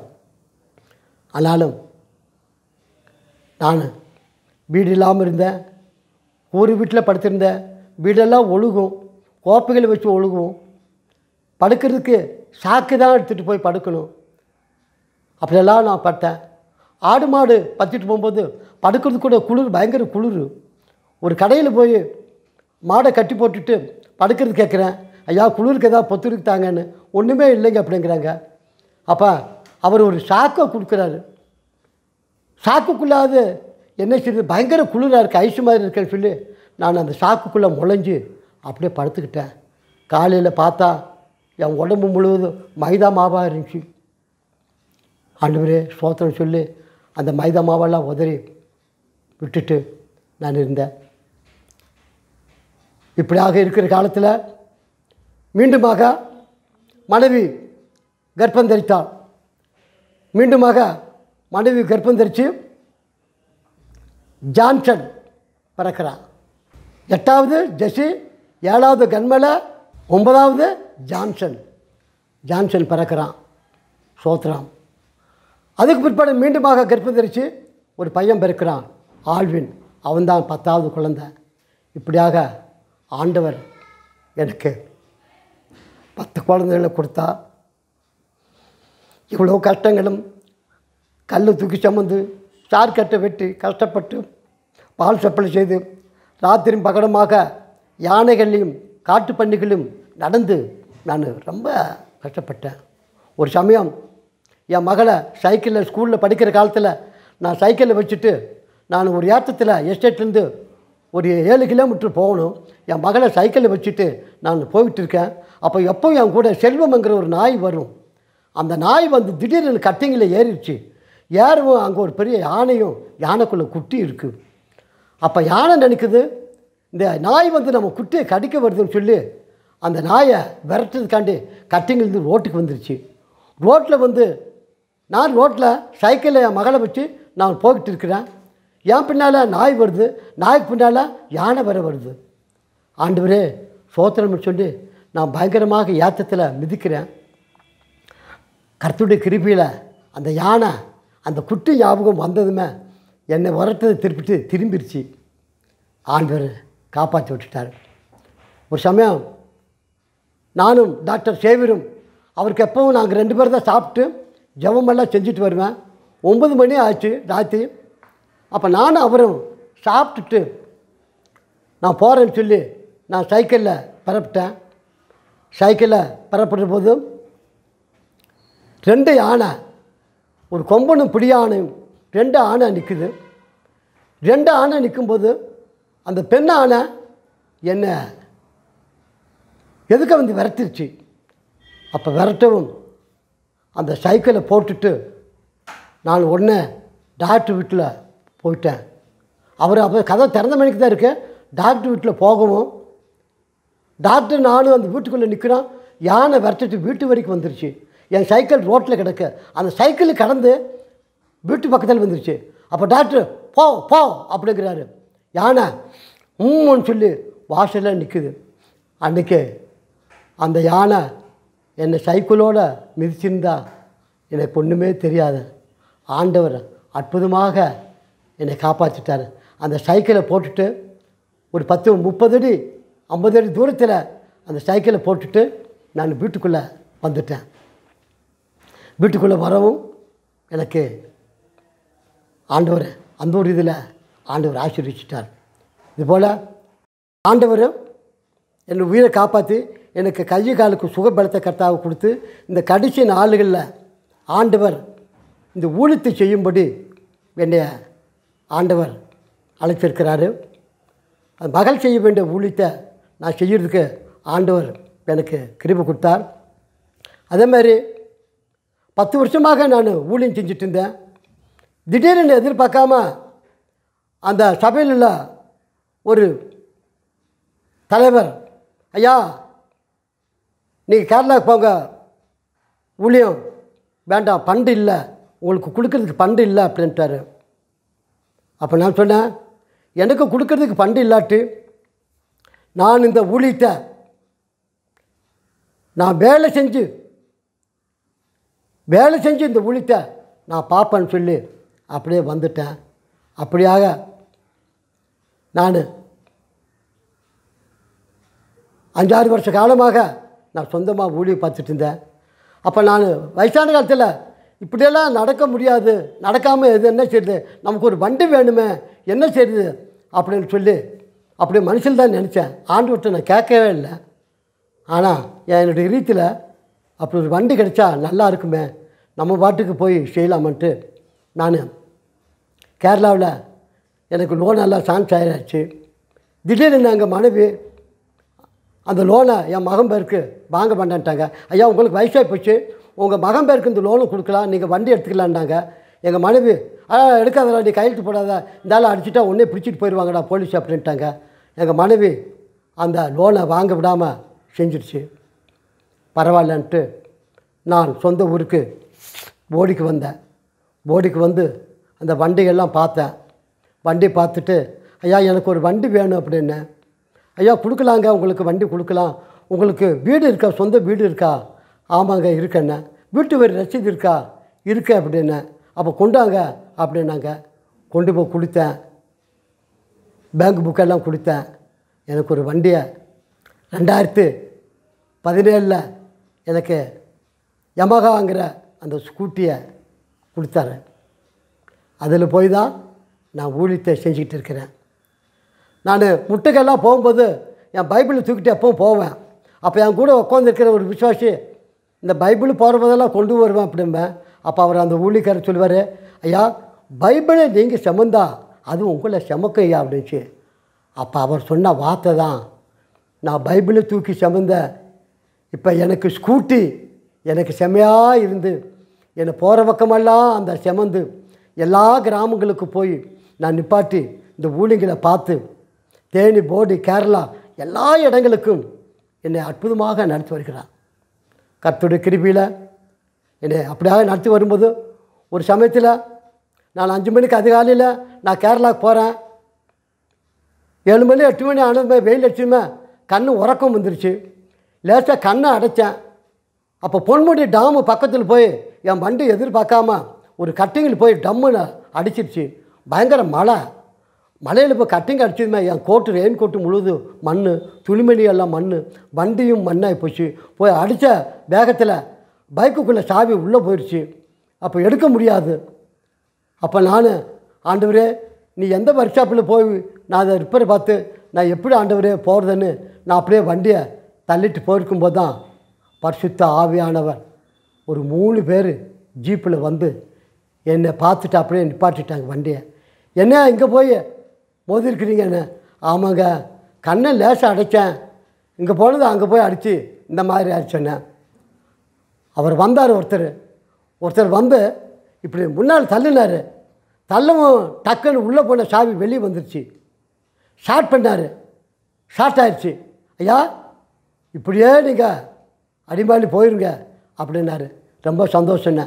அப்போ அவர் சொன்னார், ஐயா எங்கள் ஜீப்பில் ஏறி உட்காருங்க, உங்கள் வண்டியை நான் கொண்டு வர்றேன். வண்டு ஆறு இருக்குது, அந்த ஆற்று பக்கத்தில் நிப்பாட்டுறேன். அது வரைக்கும் நீங்கள் எங்கள் ஜீப்பில் ஏறி உட்காருங்க, அந்த உங்கள் பைக்கை நான் கொண்டு வர்றேன். அங்கே இறங்கி உங்கள் கை கால் கோட்டெல்லாம் கழுவி இங்கே பழையபடி ஏறி போங்கண்ணே. அப்போ தான் நினச்சேன், நல்ல சமாரியன் அந்த கல்லர் கையில் அகப்பட்டு குட்டுவீரா ரோட்டில் கிடக்கும்போது ஆசாரியன் விலகி போனான், லேவியும் விலகி போனான், சமாரியன் வந்தான். அவன் காயங்களுக்கெல்லாம் எண்ணெய் பூசி அவனை தூக்கி எடுத்து அவனுடைய வாகனத்தில் வச்ச மாதிரி என்னை அவங்க ஜீப்பில் வச்சு என்னை கொண்டு போய் தண்ணீர் இடத்துல இறக்கி விட்டு கைகாலெலாம் கழுவி நீங்கள் பத்திரமாக நீங்கள் வீடு போய் சேருங்கன்னு சொல்லி அந்த நல்ல சமாரியன் கதை போல் என்னை அந்த பரிசுத்த ஆவியானவர் அந்த 3 பேரை அவங்க அனுப்பி கொடுத்தார். அவங்க அனுப்பாட்டி அந்த வண்டியை ஸ்டார்ட் ஆக்க முடியாது, போக முடியாது. ஆண்டவர் எப்படியாக எதிர்பார்க்காத நேரத்தில் அற்புதமாக செய்து என்னை வழிநடத்தி வருகிறார். அப்படியாக இப்படி இருக்கும்போது எனக்கு வேலை இல்லாமல் மீண்டுமாக போகும்போது நான் என்ன செய்தேன்ட்டு இருக்கின்றேன். திடீர்னு கேரளா கட்டப்பணிலிருந்து ஒரு அழைப்பு வந்தது, ஐயா ஊழியத்துக்கு இங்கே வாங்க அப்படின்னு. சரி நான் வர்றேன்னு சொல்லி நான் போயிட்டேன். கேரளாவில் கட்டப்பணியில் போய் 1 வருஷமாக எனக்கு அந்த ஊழியத்தை கொடுத்தாங்க. போகலாமே ஏலப்பாறை சைடில் பீரும்பேடு சைடில் எனக்கு ஒரு ஊழியத்தை கொடுத்தாங்க. மேகா பாஸ்ட்டு கொடுத்தார். 1 லட்ச ரூபா வரைக்கும் கிடச்சி என் பைக்கு கடனெல்லாம் அடைச்சிட்டேன். அப்போ 20,000 ரூபா பைக்கு கடன் இருந்துச்சு. அப்போ நான் என்னடா செய்யுதுன்ட்டு இருந்தேன், பைக்கு தூக்கிட்டு போயிடுவான்னு. அப்போ பாஸ்ட்டு சொன்னேன், உங்களுக்கு நாங்கள் சம்பளம் அனுப்பி தர்றான்னாங்க. அதே மாதிரி அனுப்பி கொடுத்தாங்க. திடீர்னு வந்தேன், ஐயா பைக்கு லோன் உங்களுக்கு 20,000 ரூபா இருக்கேன்னாங்க. அப்போ அவங்க சொன்னாங்க, நீங்கள் 13,000 ரூபா கொடுத்தா எல்லா கடனை உங்களுக்கு தீர்த்துடலான்ட்டாங்க. அப்போ உடனே 13,000 ரூபாய் அங்கிட்டுக்கிட்டுமா பெரட்டு கட்டினேன். பைக்கு கடன் தீர்ந்துச்சு, வண்டி சொந்த வண்டி ஆயிடுச்சு. அதை வச்சு தான் எல்லா கிராமங்களுக்கும் ஊழியர்களுக்கெல்லாம் போயிட்டு வந்துட்டுருக்கேன். இப்படியாக நடக்கிற காலத்தில் தான் பாஸ்டர் தானியலுடைய செய்திகளை இந்த செல்ஃபோன் மூலியமாக டிவி மூலமாக கேட்டான். அப்போ அவர் சொன்ன அநேக சாட்சிகளை பற்றி கேட்கும்போது எனக்கும் போய் ஆண்டவர் செய்த நன்மைகளை சாட்சியாக கொடுக்கணுமே அப்படின்னு சொல்லி தானியல் பாஸ்டருக்கு ஃபோன் பண்ணேன். அப்போ அவர் சொன்னார், ஐயா நீங்கள் 4-5 பேர் இருந்தால் நான் கேரளாவுக்கு வர்றேன், நீங்கள் மட்டும் இருந்தால் நீங்கள் மெட்ராஸ் வாங்கன்னாரு. அப்போ அவரை பார்க்குறதுக்காண்டி தான் நேற்றுக்கு வந்தேன். ஆனால் நேற்றுக்கு வந்து அது ஒரு தடையாகவே போச்சு. எல்லாம் நன்மைக்கு தான். ஏன்னா இந்த மாதிரி ஒரு செய்திகளை கொடுக்கறதுக்கு, இந்த மாதிரி ஒரு அடைக்கலமான இடத்துக்கும் ஒரு ஆபத்துக்கும் நமக்கு ஆகாரமும் கொடுத்து தானியல் ஐயாவை பார்க்கவும் இந்த அருள்தாஸ் குடும்பத்தை பார்க்கவும் இப்போ ஒரு வாய்ப்பை கொடுக்கறதுக்காண்டி நேற்று கூட நான் 650 ரூபா 700 ரூபா செலவழித்து போயிட்டு என்னடா ஒன்றுமே சந்திக்க முடியாமல் போச்சுன்னே. அப்போ ஆண்டவர் சொன்னார், எல்லா ஆண்டவர் நன்மை தான் செய்வார், தீமைக்கு ஒன்றுமே இல்லைன்னு. அதே மாதிரி பாஸ்டர்னு சொன்னார், ஐயா போங்க நாளைக்கு நான் வர்றேன்னாரு. அதே மாதிரி வந்து இன்றைக்கி இந்த அருள்தாஸ் வீட்டிலே வச்சு டானியல் பாஸ்டர் வந்து இந்த நிகழ்ச்சியை புரோக்கரம் எடுத்துருக்காரு. அதனால் டானியல் பாஸ்டருடைய இதுபோல் ஊழியங்களை ஆசீர்வதிக்கணும், உலகெங்கும் வேல்டெங்கும் இந்த செய்திகள் போகணும். இது செய்திகளை கேட்குற ஒவ்வொரு இருதயங்களை ஆண்டவர் பேசணும். பேசி அவங்க பாவங்களை அறிக்கை செய்து பாவங்களை விட்டு விடுவதற்கு நித்திய ஜீவன் கிடைக்கும். பாவங்களை மறைக்கிறவன் வாழ்வடைய மாட்டான் அப்படிங்கிறது வேதத்தில் சொல்லுது. அதுபோல் கிறிஸ்துவின் ரத்தம் அல்லாமல் உலகத்தில் எந்த பாவ மன்னிப்பு கிடையாது. எந்த ஆடோ மாடோ கோழிகளோ வெட்டினாலும் உங்களுக்கு பாவ மன்னிப்பு கிடையாது. பாத யாத்திரை செஞ்சாலும் பாவ மன்னிப்பு கிடையாது. தலையில் மொட்டை அடித்தாலும் பாவ மன்னிப்பு கிடையாது. கிறிஸ்துவின் ரத்தம் அல்லாமல் பாவ மன்னிப்பு இல்லை. பாவத்தை தீர்க்கிறதுக்கு ரத்தமே பலி. அந்த காலத்தில் ஆடு மாடுகளை பலியிட்டாங்க. கடைசி காலத்தில் ஆண்டவர் சொல்கிறார், இனி உங்களுடைய சடங்காச்சாரங்களும் பலிகளும் எனக்கு வேண்டாம், நானே பலியாயிருந்தேன்னு சொல்லி அவருடைய ரத்தத்தை சிந்தி நம்மளை மீட்டு கொண்டார். ஏன்னா அவருடைய ரத்தம் உயிர், மாமிசத்தின் உயிர் ரத்தத்தில் இருக்கிறதுன்னு சொல்லி அந்த இயேசு கிறிஸ்துவினுடைய அந்த உயிராக அந்த ரத்தம் தெளிக்கப்படும் போது பூமியில் இருக்கிற பாவங்கள்லாம் மன்னிக்கப்படுது. கிறிஸ்துவின் ரத்தம் இல்லாமல் பாவம் மன்னிப்பு உலகத்தில் இல்லைங்கிறத நம்ம தெரிஞ்சுக்கிட்டோம். அதனால் அந்த ஊழியத்தை தான் நான் செஞ்சுக்கிட்டு வர்றேன். அந்த ஊழியத்தை இப்போ டானியல் பாட்டு மூலியமாக, இந்த செல் மூலியமாக, டிவி மூலியமாக உங்களுக்கெல்லாம் பேசுறதுக்கு ஆண்டவருக்கு நன்றி கொடுக்குறேன். அது என்ன மாதிரி இன்னும் அநேக ஆத்மாக்கள் இந்த டானியல் பாட்டு மூலியமாக கேட்டு அவர் ஊழியத்தை ஆட்சி. நேற்று கூட அவங்க அம்மாவை பார்க்கணும், பிள்ளைகளை பார்க்கணும் பண்ண ரொம்ப ஆசையாக இருந்தது. இன்னும் ஆண்டவர் மீண்டுமாக அவரை சந்திக்கணும். இன்னும் அநேக சாட்சிகள் உள்ள ஆத்மாக்களை கொண்டு வரணும். அவங்க குடும்பத்தை பார்க்கணும், அவங்க சபையை பார்க்கணும் அப்படிங்கிறத எனக்கு ஆசை. அதுவும் போக இது எல்லாத்திலும் கூடுதலாக இந்த சென்னை மாகாணத்தில் அருள்தாசும் அவருடைய மனைவியும் பிள்ளைகளும் பார்க்கும்படி எங்களுக்கு ஆகாரத்தை கொடுத்து இந்த இடத்துல பலமுறை நான் வந்திருக்கிறேன். எனக்கு சோம்பலாமல் போது எனக்கு ஊசி போட்டு என்னை காப்பாற்றிருக்கிறாங்க. எனக்கு அவங்க தான் டிக்கெட் புக் பண்ணுறாங்க. நேற்றுக்கு வந்ததுக்கு அவங்க தான் டிக்கெட் புக் பண்ணுறாங்க. ட்ரெயினுக்கு அவங்க தான் டிக்கெட் புக் பண்ணுறாங்க. எல்லாமே அவங்க தான் செய்கிறாங்க.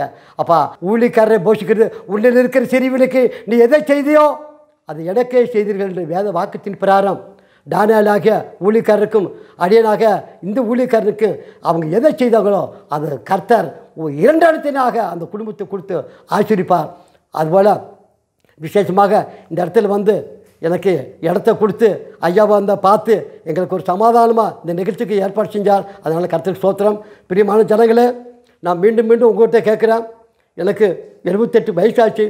இந்த 78 வயசிலும் ஆண்டவர் எல்லாம் சொல்லுவாங்க, நீங்கள் என்ன அப்பா பார்த்த மாதிரி தான் இருக்கிறீங்க அப்படின்னு. அப்போ தான் சொல்லுவேன், கழுகனை போல் புது வாலிபம் ஆண்டவர் எனக்கு கொடுத்துருக்கிறார். இந்த வயது காலத்திலும் கூட நான் கேரளாவுக்கும் தமிழ்நாடுக்கும் எல்லா ஸ்கூட்டிலே போய் ஊழிகளை செய்திருக்கேன். எத்தனோ பிரச்சனைகள் வருது. என் வண்டி பார்த்தோம்னா வண்டிக்காரர்களை ஒதுக்கிடுவாங்க. அதில் எழுதியிருக்கிற கிஃப்ட் ஆஃப் காட் அப்படின்னு செவப்பழுத்தில் போட்டு ஒரு சிலுவையை போட்டிருக்கேன் என்னோடய வண்டியில். அந்த வண்டியில் எவ்வளோ மலை பிரதேசத்தில் அவன் போயிட்டுருக்கேன். என் பரிசுத்த ஆவியானவர் வழிநடத்தல் பிரகாரம் தான் நான் போகிறேன். அவர் தான் என்னை வழிகாட்டுகிறார். அவர் சமூகம் தான் முன்பாக போகுது.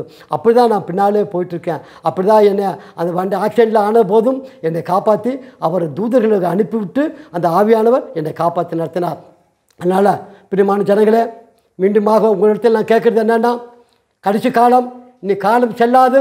இந்த காலத்தை நீங்கள் பிரயோஜனப்படுத்திக்காங்க. என்னை ஆசீர்வதித்த ஆண்டவர் உங்களையும் உங்களுடைய குடும்பத்தை ஆசீர்விப்பார். உங்களை மட்டுமல்ல, உங்களுடைய பிள்ளைகளுடைய பிள்ளைகளையும் ஆசீர்விப்பார். ஏன்னா ஆண்டவர் சொல்கிறது, நான் பிதாக்களுடைய சமயத்தை பிள்ளைகளுக்கிட்டும் பிள்ளைகளுடைய சமயத்தை பிதாக்களுக்கிட்டும் 3ஆம் 4ஆம் தலைமுறை மட்டும் நான் விசாரிக்கிற தேவனாக இருக்கிறேன்னு ஆண்டவர் சொல்லியிருக்கிறார். பிரியமான ஜனங்களே, நான் 5 தலைமுறையை பார்த்துருக்கேன். ஆண்டவர் சொல்கிறார் 4 தலைமுறைன்னு. நான் 5 தலைமுறை எங்கள் பாட்டியை பார்த்தேன், எங்கள் அப்பாவை பார்த்தேன். நான் என்னுடைய பிள்ளைகளுடைய பிள்ளைகள் பேர பிள்ளைகளும் கூட பிள்ளைகளை பற்றிட்டாங்க. 5 தலைமுறை என்னை பார்க்குறதுக்கு உதவி செய்தார். 78 வயசில் உங்கள் முன்னால் ஒரு நிகழ்ச்சிக்கு டானியல் பாட்டு மூலியமாக இந்த நிகழ்ச்சிக்கு ஏற்பாடு செய்தார். அவர் குடும்பத்தை ஆசீர்வதிக்கவும் இந்த கேட்குற ஒவ்வொரு உள்ளவங்களும் நீங்களும் வந்து உங்களுக்கு செய்த நன்மைகளை ஆண்டவருக்கு வந்து சாட்சி கொடுங்க. உங்கள் வியாதி தீரும், கஷ்டங்கள் தீரும், பிள்ளைகள் மனம் திரும்பலையா, நான் என் வீட்டாரே கர்த்தரே செய்ப்பேன்னு சொன்னது போல என்னோடய பிள்ளைகள் எல்லாத்தையும் ஆண்டவருக்குள்ளே சேர்த்து விட்டுட்டான். அதான் என்னோடய கடமை. என்னோடய அக்கா தங்கச்சியெல்லாம் சேர்த்து விட்டுட்டேன். அதான் இன்னும் அநேக ஜனங்களுக்கு நான் செஞ்சிட்ருக்கேன். கர்த்தருடைய கிருபையில் அநேக திருமண காரியங்கள், வேலை காரியங்கள், ஜெபிக்கிற எல்லா காரியங்களுக்கும் உதவி செய்கிறேன். எல்லா தேவைகளை சந்திக்கிறாங்க. எல்லா உணவு பணமும் எல்லாம் ஆண்டவர் கொடுக்குறார். பிள்ளைகளும் கொடுக்குறாங்க. ஜெஸ்டி மகளும் கொடுக்குறாங்க. ஆஸ்திரேலியா ஜெஸ்டி மகனும் கொடுக்குறான். மகன் ஆண்ட்ரோஸ் கொடுக்குறான். ஜான்சன் கொடுக்குறான். ஆல்வின் கொடுக்குறான். பிள்ளைகள் 10 வீடு ஒருபோதுமே குறைவில்லைன்னு சொல்லி எல்லா பிள்ளைகளையும் எனக்கு கொடுத்து என்னுடைய ஊழியத்தை தாங்குறாங்க. எனக்கு வேண்டிய ஆகாரம் தண்ணீர் கொடுத்து இப்போ சொந்தமான வீடு போடியிலிருந்து நானே ஊழியத்தை பார்த்துட்டு இருக்கேன். மனைவிக்கு சுகபலத்தை கர்த்தர் கொடுத்தார். பிள்ளைகளெல்லாம் ஆசீர்வித்தார். மனைவி எவ்வளவோ நோய் இருந்தாலும் ஆண்டவர் சுகத்தை கொடுத்து என் மனைவி கண்டடிக்கிறவர் நன்மை கண்டடிக்கிறான்னு சொன்னது போல் என் மனைவி எவ்வளவு பேசிட்டாலும் எனக்கு வேண்ட நேரத்தில் ஆகாரத்தை சூடாக்கி என் மனைவி கொடுப்பா. அவங்களெல்லாம் ஒருபோதும் மறக்க முடியாது. அவங்க பேசிட்டாலும் அவங்க செய்த அன்பு என்னை ஒருபோதும் மறக்க முடியாது. அந்த சின்ன வயசில் எங்களுக்கு ஒன்றும் தெரியாத எங்களை நான் கல்யாணம் முடித்து இப்படியாக இருந்து இத்தனை 10 பிள்ளைகளை பற்றி நாங்கள் இப்படியெல்லாம் கஷ்டப்பட்டு வளர்த்தோம். ஆனாலும் ஆண்டவர் தான், நாங்கள் அல்ல, ஆண்டவர் தான் எங்களை வழி நடத்தினார். அதனால் மனைவி கண்டடைகிற நன்மை கண்டறின்னு சொல்வேன். மனைவி தான் எனக்கு வேண்டிய ஆகாரம் தண்ணீர் எல்லாம் கொடுத்து என்னை பாதுகாத்து வர்றான். அதனால் மனைவி நான் இருக்கிற வரைக்கும் அவங்க இருக்கணுமாங்கிறது தான். ஏன்னா அவங்க இருக்கிற நான் போயிடணும். ஏன்னா மனைவி இல்லாமல் மருமகளோடும் பேரப்பிள்ளைகளோடும் நாம் இருக்கக்கூடாது. என் மனைவி எனக்கு செய்ய வேண்டிய கடமையை நான் இருக்கிற போதே செஞ்சாதான் எனக்கு அது ஒரு சந்தோஷமாக இருக்குது. இன்றைக்கி நிறைய பேர் அப்படி சொல்லுவாங்க, ஊழிச்சிட்டு போகும்போது பாஸ்டர் எனக்கு மனைவி இல்லை, என் மனைவி இருந்தால் ஒரு செம்பு கூழ் கொண்டு வந்து மரத்துக்கடியில் கொடுக்கும், மக்களும் மருமக்களும் பேரப்பிள்ளைகளும் ஒன்றும் கொடுக்க மாட்டேங்கிறாங்க, நான் அப்படி கஷ்டப்படுறேன், என் மனைவி இல்லை இருந்தால் அப்படி என்னை விட மாட்டான், பக்கத்து வீட்டில் இப்படி கஞ்சாவது வாங்கிட்டு வந்து என்னை காப்பாற்றுவா பாஸ்டர் நான் இல்லாமல் சங்கடப்படுறாங்க. அதான் மனைவிதான் வீடை கட்டுகிறாள், மனைவிதான் வீடை இடிக்கிறாள் அப்படிங்கிறது வேதத்தில் படிக்கிறோம். அப்போ நல்ல மனைவி வீடை கட்டுகிறாள், புத்தி இல்லாத மனைவி வீடை இடிக்கிறாள். எப்படி புத்தி இல்லாத மனைவி வீடை எப்படி கட்டுறா? அண்ணன் தம்பி நாத்தனமார் குழந்தைமார் அண்ணன் தம்பி அக்கா தங்கச்சி சொந்த பந்தம் மாமன் மாமியார் வேணும். அதுதான் அந்த மனைவிதான் வீடை கட்டுவாள். எனக்கு யாரும் வேண்டாம், என் புருஷன் போதும், என் பிள்ளைக்கு போதும், எனக்கு மாமா வேண்டாம், மாமியார் வேண்டாம், அண்ணன் தம்பி வேண்டாம், அக்கா தங்கச்சி வேண்டாம்னா அவள் புத்தி இல்லாத வீடு இடித்து போடுவாள். அப்போ புத்தியுள்ள மனைவி வேண்டுமா புத்தி இல்லாத மனைவி வேண்டுமாங்கிறத ஒவ்வொரு மனைவிமாரும் சிந்திச்சிருக்காங்க. ஆனாலும் சிறியானவன் கர்த்தருக்கு கீழ்ப்படுகிறது போல கெட்ட புருஷனுக்கு சகல காரியத்திலும் கீழ்பட்டிருக்கணும்னு வேத பைபிள் சொல்லுது. அதுபோல் நம்ம எல்லாத்தையும் கீழ்பட்டு இருக்கணும். ஆண்டவருக்கு நன்றி சொல்கிறோம். கர்த்தருக்கு ஸ்தோத்திரம். மட்டுமாக ஆண்டவர் எங்களை பாதுகாத்து நடத்துறதுக்காண்டி கர்த்தர் நன்றோடு சேர்த்துருக்கிறோம். ஒரு லாஸ்ட்டில் ஒரு ஜெபம் செய்கிறோம். ஸ்தோத்திரம். பரமனுக்கும் அருமை பிதாவே, உடைய நாமம் பரிசுத்தப்படுவதாக, உடைய ராஜ்யம் வருவதாக, உடைய சித்தம் பரலோகத்தில் செய்யப்படுவது போல் இந்த பூலோகத்தில் செய்யப்படுவதாக. எங்களுக்கு வேண்டிய ஆகாரத்தை எங்களுக்கு இன்று தரணுமே. எங்களுக்கு கடன்காலிகளுக்கு நாங்கள் மன்னிக்கிறது போல் எங்களுடைய கடன்களே மன்னிக்கணுமே. எங்களுக்கு குடும்பத்துக்குள்ள சோதனைகள், பிரச்சனைகள், போராட்டங்கள், நிந்தைகள், அவமானங்கள் வராமல் எங்களை தீமிலிருந்து காத்துக்கொள்ளுமே. ராஜ்யமும் வல்லமையும் மகிமையும் என்றென்றும் முடிவுகளே.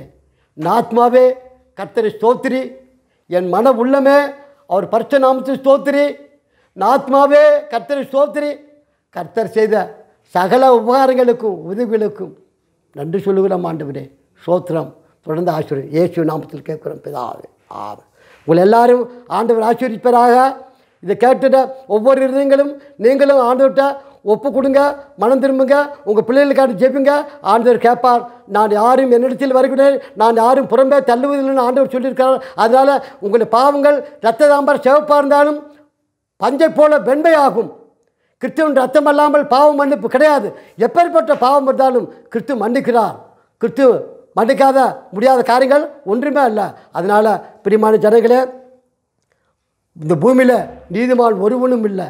எல்லாரும் பாவம் செய்து எல்லாரும் கெட்டு போயிட்டாங்கன்னு தான் வேதம் சொல்லுது. அதனால் நம்ம எல்லாம் பாவிகள் தான். பாவியில் மீட்கத்தான் இந்த கடைசி காலத்தில் இயேசு கிறிஸ்து பிதா தன்னுடைய ஒரே ஒரு குமாரனானே எவன் விசுவாசிக்கிறானோ அவன் கெட்டு போகாமல் நித்திய ஜீவன் பெறுவானுங்கிறது நம்ம வேதத்தில் படிக்கிறோம். அந்த குமாரனாக கிறிஸ்து தான் நம்மளுக்கு ரட்சிப்பு கொடுத்தார். அவர் தான் மரித்தார், அவர் தான் உயிர்த்தெழுந்தார். அவருடைய ரட்சிப்பு தான் நமக்கு. அவர் அல்லாமல் வேறொரு வழி இல்லை, வேறொரு மார்க்கம் இல்லை. ஸ்தோத்திரம். அன்பார்ந்த கிரைஸ்ட் காலிங் டிவி நேயர்களே, மேலும் இது போன்ற உங்களுடைய சாட்சிகளை எங்களுடைய சேனலில் கொடுக்க விருப்பமுள்ளவர்கள் எங்களை தொடர்பு கொள்ளுங்கள்.